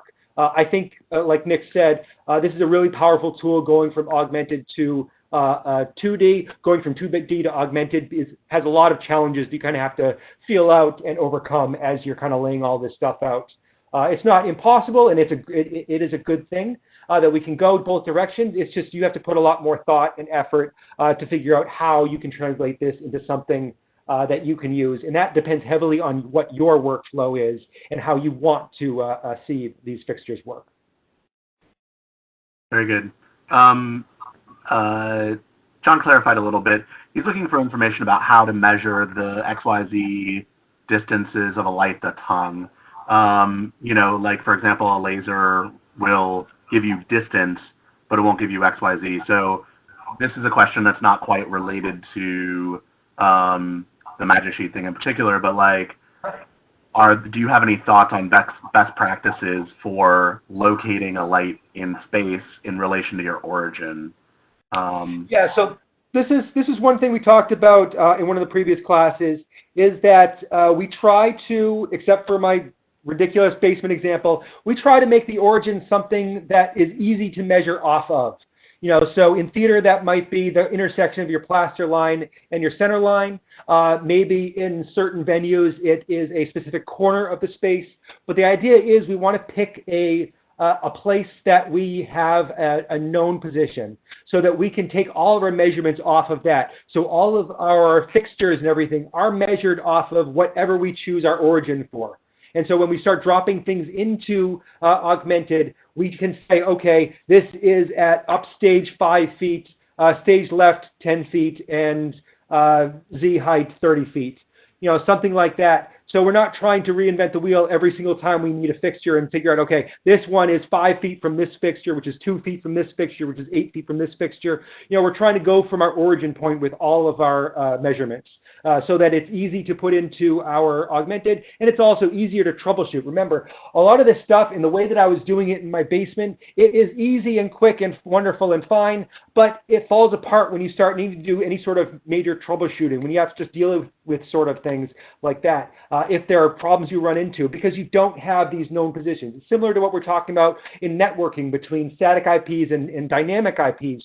There's advantages to going both route, but just know if you go the quicker, easier route, it could bite you in the back end. So when we're dealing with things like theaters or things like shows that are existing for periods of time, we always want to start from known positions. Be your origin point being a known position, or in the static IP sort of range, being like, okay, we want to have static IPs because it helps you out in the long run to put in that work on the front end. Yeah, and just from some practical application stuff, if you have the luxury of being in a space where you're going to be there for a while, right, as Jason was saying, kind of getting things like architecture properly set in your model first will allow you to do like some sub-reference points. As Jason said, everything regarding fixture location is based off the origin, wherever you've put that. And so having maybe some like via points to measure off a proscenium or something like that might get you a little bit closer and allow you to measure more accurately. I think basic geometry is going to be helpful, right? How do you establish a right angle? A 3, 4, 5 triangle is going to be something that I think will be really useful for all of us. Very early on, I did a show with Augmented in February, and trying to get, a square on stage to lay out for my FPE stuff that wasn't a parallelogram was something that we had to do cross measurements and all sorts of other stuff. So I think I'm personally interested to see what workflows you all will develop to make locating fixtures in XYZ space easier. Yeah, I hope that answered the question. Scott asks if you can make a magic sheet from Augmented for specific fixtures, for example, selected ones. Yeah, you saw that in my first example where I had a couple of fixtures selected when I did the translation and only pulled those specific fixtures. So you can go ahead and build your groups and import each of your groups separately. If you want to have different camera angles for different sections, that's perfectly fine as well. Yeah. And so the behavior is if stuff is selected, it will only do the selected stuff. If nothing is selected, it will do everything. Yes. Great. So there you go. Yeah, Jeff counters with the idea that like measuring XYZ spaces is difficult when you deal with venues. You have a raked house or things like that. That is a challenge, and I think that one of the things that I'm waiting to see when we're all back into our spaces and when this happens, as Jason said, venues have varying degrees of accuracy in their drawings. Some are really accurate, some are not. So if you're in charge of a venue and you present or host other shows, maybe getting those measurements, certainly for your fixed lighting positions, is going to be a big service to offer, right? So if I have catwalks or I have, slot positions or boom positions, getting those accurately into a model for real is going to be a big help, I think. But yeah, theater architecture by its nature is kind of goofy and, non-square, often for acoustical reasons. So I do think it's hard to be able to find that stuff. Yeah, I want to point out right now it is 1 p.m., so if you are doing the HOG class, you can jump out right now. I am going to stay and continue to answer questions, so you feel free to hang out now, but I wanted to give you guys a heads up that the HOG Ask is starting now. One thing I want to point out about this origins and XYZ locations and stuff that we've been talking about, remember that theater is a collaborative art, and there are more than just us in the venue. So sometimes we want to be able to take a look and say, okay, what is the origin that everybody else is using? So if the scenic designer says, okay, my chair is at 5 feet off center stage left and then 4 feet up stage, then it makes a lot of sense to put our origins at that center line, plaster line, so that we can have conversations and be able to drop things in without having to do any translation with those measurements. Yep. Jeff's continuing the conversation about possibly using like a multi-line laser on a slope to be able to, like level up stuff with the origin. I think this is, at a certain point, you're going to have to find a way to like homogenize that stuff, right? If you've got your deck is your origin Z, trying to like exactly project a laser line or get a way to get those measurements accurate is going to be good. But I think Jason's point was really valid as to like, how much accuracy do you need? Are you going to be pointing lights into the house with any degree of precision? Cool. Then you need to model your house accurately. If not, you may not even need to do that. And what Jason did for his basement example, and what I think is useful, is like, you can also kind of like, if you get, like, let's say you get your proscenium in the right position, your deck in the right position, and then you put your lights in the right position, I can then point my light out into the house if I'm in the venue and kind of eyeball where that light lands so that maybe I move my floor up or down until it looks like reality looks. Again, that will have to do with your level of precision that you need, but sometimes just kind of eyeballing it so it looks close enough gets you close enough. So how much time do you want to put into it? How often are you going to be reusing the same model? All that sort of stuff. So. Yeah, and I kind of just drew this up a little quick here. If in a situation where I have a rake, maybe it's not worth my time to kind of try to figure out lasers and all this stuff. Maybe I just walk up to the top portion of my rig and drop a reference point in. That pops up in my editor, and then I can just turn around and rotate my stage to hit that point exactly. Okay, so that's a way of kind of using tools we've been talking about to kind of create this rake without putting a lot of effort in to try to figure out mathematically and geometry how this all lands. So you take a reference point at the top end and the bottom end of that rake, and then just kind of align your stuff as close as you can using the rotation tools. Hey, Jason, that actually brings up a question that just came in. Can you just do a quick recap of the difference between an FP point and a reference point? Okay. So the only difference between an FPE point and a reference point is whether or not it has an image attached to it. Okay. As soon as I attach an image to the reference point, it now becomes an AR target. And sorry, Jason, between an FPE point and a reference point. Oh, sorry. Apologize. I believe that's what you said, and I just went the wrong direction. So the FPE points are brought in from patch. So sitting here in this augmented screen in the editor, I can move my FPE points, but I can't add them. Rotating and sizing them doesn't make a difference. This is stuff that comes in from my my patch menu. All right. So they get assigned here. They get located XYZ here. And then I can go into this screen here and make those edits and make those movements and changes. In terms of the object itself, they look the same. They're just a little bit different color. You got the red versus the purple. But in terms of their functionality, they perform a little bit differently in terms of how they're used once they're generated. Does that make sense? Is there any additional comments? No, it made sense to me. FP points are used for FP, reference points are used for placeholders for whatever else you might need. Yep, as we said, the reference points, these purple objects here, they are just your building blocks.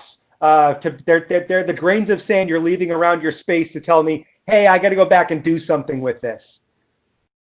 So these are just kind of things to kind of build off of, whereas the actual FPE points are things we're using through patch to kind of build our rig around it.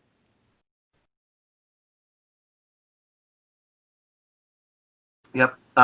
Continuing that, Anne says, I don't know why you would need both FPE and reference points. And I think to recap what Jason just said, FPE is a way for you to use the software to mathematically calculate where the fixtures are in space, right? So you use a combination of focus palettes and known locations in a space to put the fixtures in the proper location. A reference point is just an XYZ point in space, right? It doesn't have to pertain to anything. It doesn't have to do anything. It's just a dot in space that you can then use, like Jason used, to focus things on. In the video example, scenery or props is placing a chair in a location that I want to be able to focus a light on or put a model chair in. So they're just different functions. FPE doesn't have to be used. FPE is only used if you want to not type in X, Y, and Z locations for each fixture, but use the architecture that you have in the model to extrapolate that information. So they're just two different feature sets. Do you have anything to add to that, Jason? No, yeah, that's pretty much the long and short of it. It's about creating. One is creating about importing information, and one is kind of like it's how we deal with that information. So you can use this tool using neither reference points nor FPEs if you want. You can still kind of build all this stuff like we've been doing this entire class period. You can do all this stuff, but what the FPEs allow you to do is the FPEs allow you to tell the rig where the lights are in real space as opposed to just in theoretical space. And what the AR targets do and what the reference points do is they are a way of bridging where I'm focusing from the digital world into the real world. So by having this, I can scan in with my phone, and now the console knows where my phone is in three-dimensional space. If you're not using the app, you don't have to put this in. When these reference points that are not AR targets, these ones are used again as breadcrumbs. So I can focus this light on this specific dot, and it's not focusing on an object. It's not focusing on anything other than this specific point in XYZ coordinates. So that's useful if I'm doing lots of laying out my areas or things. And this might be something I drop in with the app. So I can say, okay, here's my app. I'm going to go around my space and drop it down all these reference points so I can use them later when I'm programming my show. Or I can drop this in pre-production and say, okay, I know I'm going to want to have lights here, and I'm going to use this as my reference for that later on down the road when I'm actually getting deep into programming. So how we use these reference points is very different to how we use the FPE points. Once the FPE points are used, it's kind of it's just a way of getting things into the system. Yep. Clear as mud, right? Exactly. Nick mentioned that another bit of sort of XYZ stuff that he did a while ago. They dropped in all the trusses to the deck to measure the X and Y, and then took the truss out to add the Z. And then I'm assuming you could extrapolate individual fixtures off of those known locations. So that's a great way to, like Nick said, to get a primary reference point and then maybe extrapolate off of that as well. A quick question for Mark. Can you record a focus palette from the remote app or only drop reference points? Yeah, you can, just like you've always been able to kind of do that. It's the same functionality. It's nothing, all of the tools of the RFR beyond Augmented still exist. So you can still do all of the pan and tilt and all of the moving light controls tools. We haven't taken any of that stuff away. We've just added this additional feature on top of it. So you can use Find Me, and then you can go into your app and record it just like you always have through the app.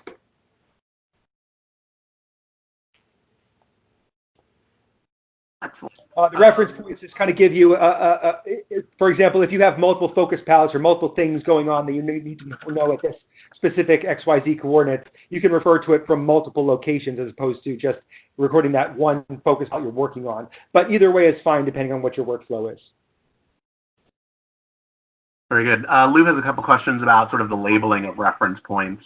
Obviously they can be labeled in the hierarchy. But is there any way to label them from the app or in the model or anything like that? So there's a couple of good points to kind of point out here that I'm glad you asked this question. You guys can still see my screen. So first off, yes, we can change the name of these things from the hierarchy. At this stage, you cannot change them from the app. So a lot of times in practice, what we would see this being used is like in the example that you saw the video with Rob and Nick, is that there's a programmer working in conjunction with the designer or something to be able to lay down a reference point, and then the programmer can immediately start playing with it. At this stage, there's no way to relabel those from the app itself. But I think that's something we probably would want to look at in the future. When we talk about relabeling, however, one thing to be very aware of is we can relabel these FPE points. So I have all of the these red FPE points, and I can relabel those. Now we had talked about this a little bit with the fixtures. And we can relabel these, and by relabeling them, we can wipe out what it is they're supposed to be doing, because there's no visibility on this screen as to what it is this doing. So best practice thing I implore you guys as much as possible is if you want to relabel these things, that's perfectly fine. Just try to keep a reference as to what it is in your relabeling. So maybe I might say this is DS downstage left point, but it still says 2/1 in there, because I can keep that reference. If you lose that reference, either on purpose or by accident, you can still find that out, but it takes a little bit of digging through the system, just like we talked about before about relabeling a channel. It's the same thing with this, where you kind of have to go into patch and look, okay, which one is which. And it's not hard, but it does take time that you probably don't have. So whenever you're trying to relabel things, try to be a little bit smart about making sure you're not wiping out the data that is there automatically. Yeah, and I'll say that, and Lowell had to jump off, but he said that like post 3.0, once 3.0 is out and stuff, that connection between labels and the native objects is something that they're looking to improve on. We know right now that it's kind of disparate. That is something that they look to improve on in the future. So a couple of things regarding the app. Are the 3D tools now in the RFR, or will they be added once 3.0 is released? So once you are hooked up with our beta system, I believe, and correct me if this is wrong, this is the way it was for the longest time, is that there's also a separate sign up for the beta of the app itself, because we need to approve you in both the iPhone and Android infrastructure. So you have to kind of request access to that application. It is available for the phone, the beta system, but you just have to go through the menus, the forums as you did for the beta itself, and get yourself signed up to that. Yep, that's exactly right. And I know I'm not an Android user, I'm an iPhone user. I know you have to have test flights installed and a bunch of other stuff to be able to beta test apps. So yeah, check out the forum. Yeah, for Android, I didn't have to do any of that stuff. I just had to be approved as a beta tester through the Google Play Store. Nice. And then kind of a follow-up,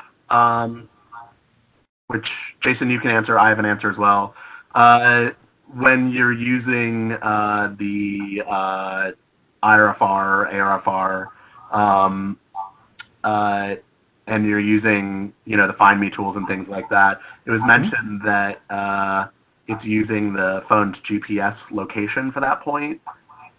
Do you want to speak on that? Do you want me to speak on that? Yeah, so this has to do with the AR core of the system. We're not specifically looking for the GPS information. This is part of the AR core. And how much of that is used in our application, we're not, and this is probably a question for Lowell, but we're not looking to map GPS coordinates or any of that stuff. What we're doing is we're just that's part of the AR core that Android and iPhone are using to figure out its orientation and location of the system. So does that kind of, I don't know if the question is a fear or if the question is why. I know a couple of inches doesn't really make a big difference for GPS, but it is something that is included with the kits that we're using for this augmented reality tool. Yeah, there wasn't any sort of information about the concern or the why, but yeah, that's it. GPS is a part of AR Kit, and I think that stuff has to be enabled for AR Kit to work, and we need AR Kit to work in order for you to use those tools in our system. As Jason said, we're using location off of that scan endpoint, right? So we're using what the phone is determining is its distance, orientation, and such away from the AR target that you scanned in. So that's kind of what we're using. It's always relative for us. There's no availability right now to say, I am absolutely 100% in this space on Earth. But you know, technology is always changing, so who knows? Yeah. I mean, we're talking about a period of feet, which once you start getting over like 20, 30 feet, stuff like that, this tool doesn't, you start to lose a little bit of focus, again, depending on your phone, all that sort of stuff. So that's why we kind of drop in all these different AR targets that we kind of clock into depending on where we are in the space. And so we're not really relying on, you know, the GPS for doing this sort of stuff. But it is involved in the kit because a lot of other things that are using AR do use that sort of functionality. Yeah, and I think, you know, we've hit on this 100 times, but like as this technology gets better, there's a lot of money going into AR right now, so far as development for gaming, for virtual experiences, all sorts of other stuff. As that technology gets better, you know, our accuracy is going to get better too because we're just leveraging off of that stuff. And Lou has the idea that we could do real global presets with that kind of information. So like, so that's sort of the end of the questions that we have. We're about 20 minutes over time. Any final thoughts, Jason? Anything else that anybody else wants to know? Yeah, in terms of final thoughts, I just think that these tools, and one of the reasons why I kind of showed you a lot of different ways to use these tools, we talked about a lot of different ways, is because I think we're all kind of excited to see how these are being used in reality. You know, there's a lot of infrastructure here that we've built, and both from our end and you guys' end to kind of grow this product and make this work better and work for more people is something we are all excited about at ETC, and we're interested. You know, this we keep referring to this as kind of like a new Magic Sheet sort of route, and the reason we keep talking about that is we had envisioned Magic Sheet to be something very, very, very specific, and then it got out into the world and it became something completely different. And as we're starting to see this being used in beta cycles and people playing with different features and using things in different ways, it's really kind of showing us what we're capable of. We've given you a toolbox that can be something that we don't even know what it's going to turn out to be. And so I think from my perspective, this AR integration that we're playing with now has a lot of potential to kind of become something you guys are using a lot. And something that can be used in ways that we haven't even thought of yet. So I personally am very excited to see and hear how you guys are playing with the tool sets we're talking about today. Yeah, I agree. So one quick thing, and then I think we'll wrap it up and say our goodbyes. Matt was wondering about the other 3.0 functions other than augmented. Thank you for noticing that we're doing a lot of other stuff too, Matt. There's not really a consolidated list. We did film and will release a features video like we do with all of our software when 3.0 releases. But if you look at the release notes that you get as part of beta, you may notice that there's codes for each of the things that we get fixed that go into the release notes. Some of them are EOS and some of them have augmented at the front with a bunch of numbers behind them. That'll give you a pretty good indication as to, you know, all the augmented stuff is exclusively augmented. All of the EOS items, some of them have to do with augmented integration. Some of them are new features. So that's a quick way to go through it. But certainly one of the things that we'll be focusing on when 3.0 releases is not just augmented, but all of the other fun stuff that's coming into 3.0 as well. Like replace objects in Magic Sheets. Yay! Very good. Well, thank you, Jason. That was very, very good. Thank you for your recovery. I know we had some technical issues. I apologize for the technical issues once again. Totally good. And thanks, everybody, for sticking around. Hopefully, we will see most of you next week. Stay well. Thank you.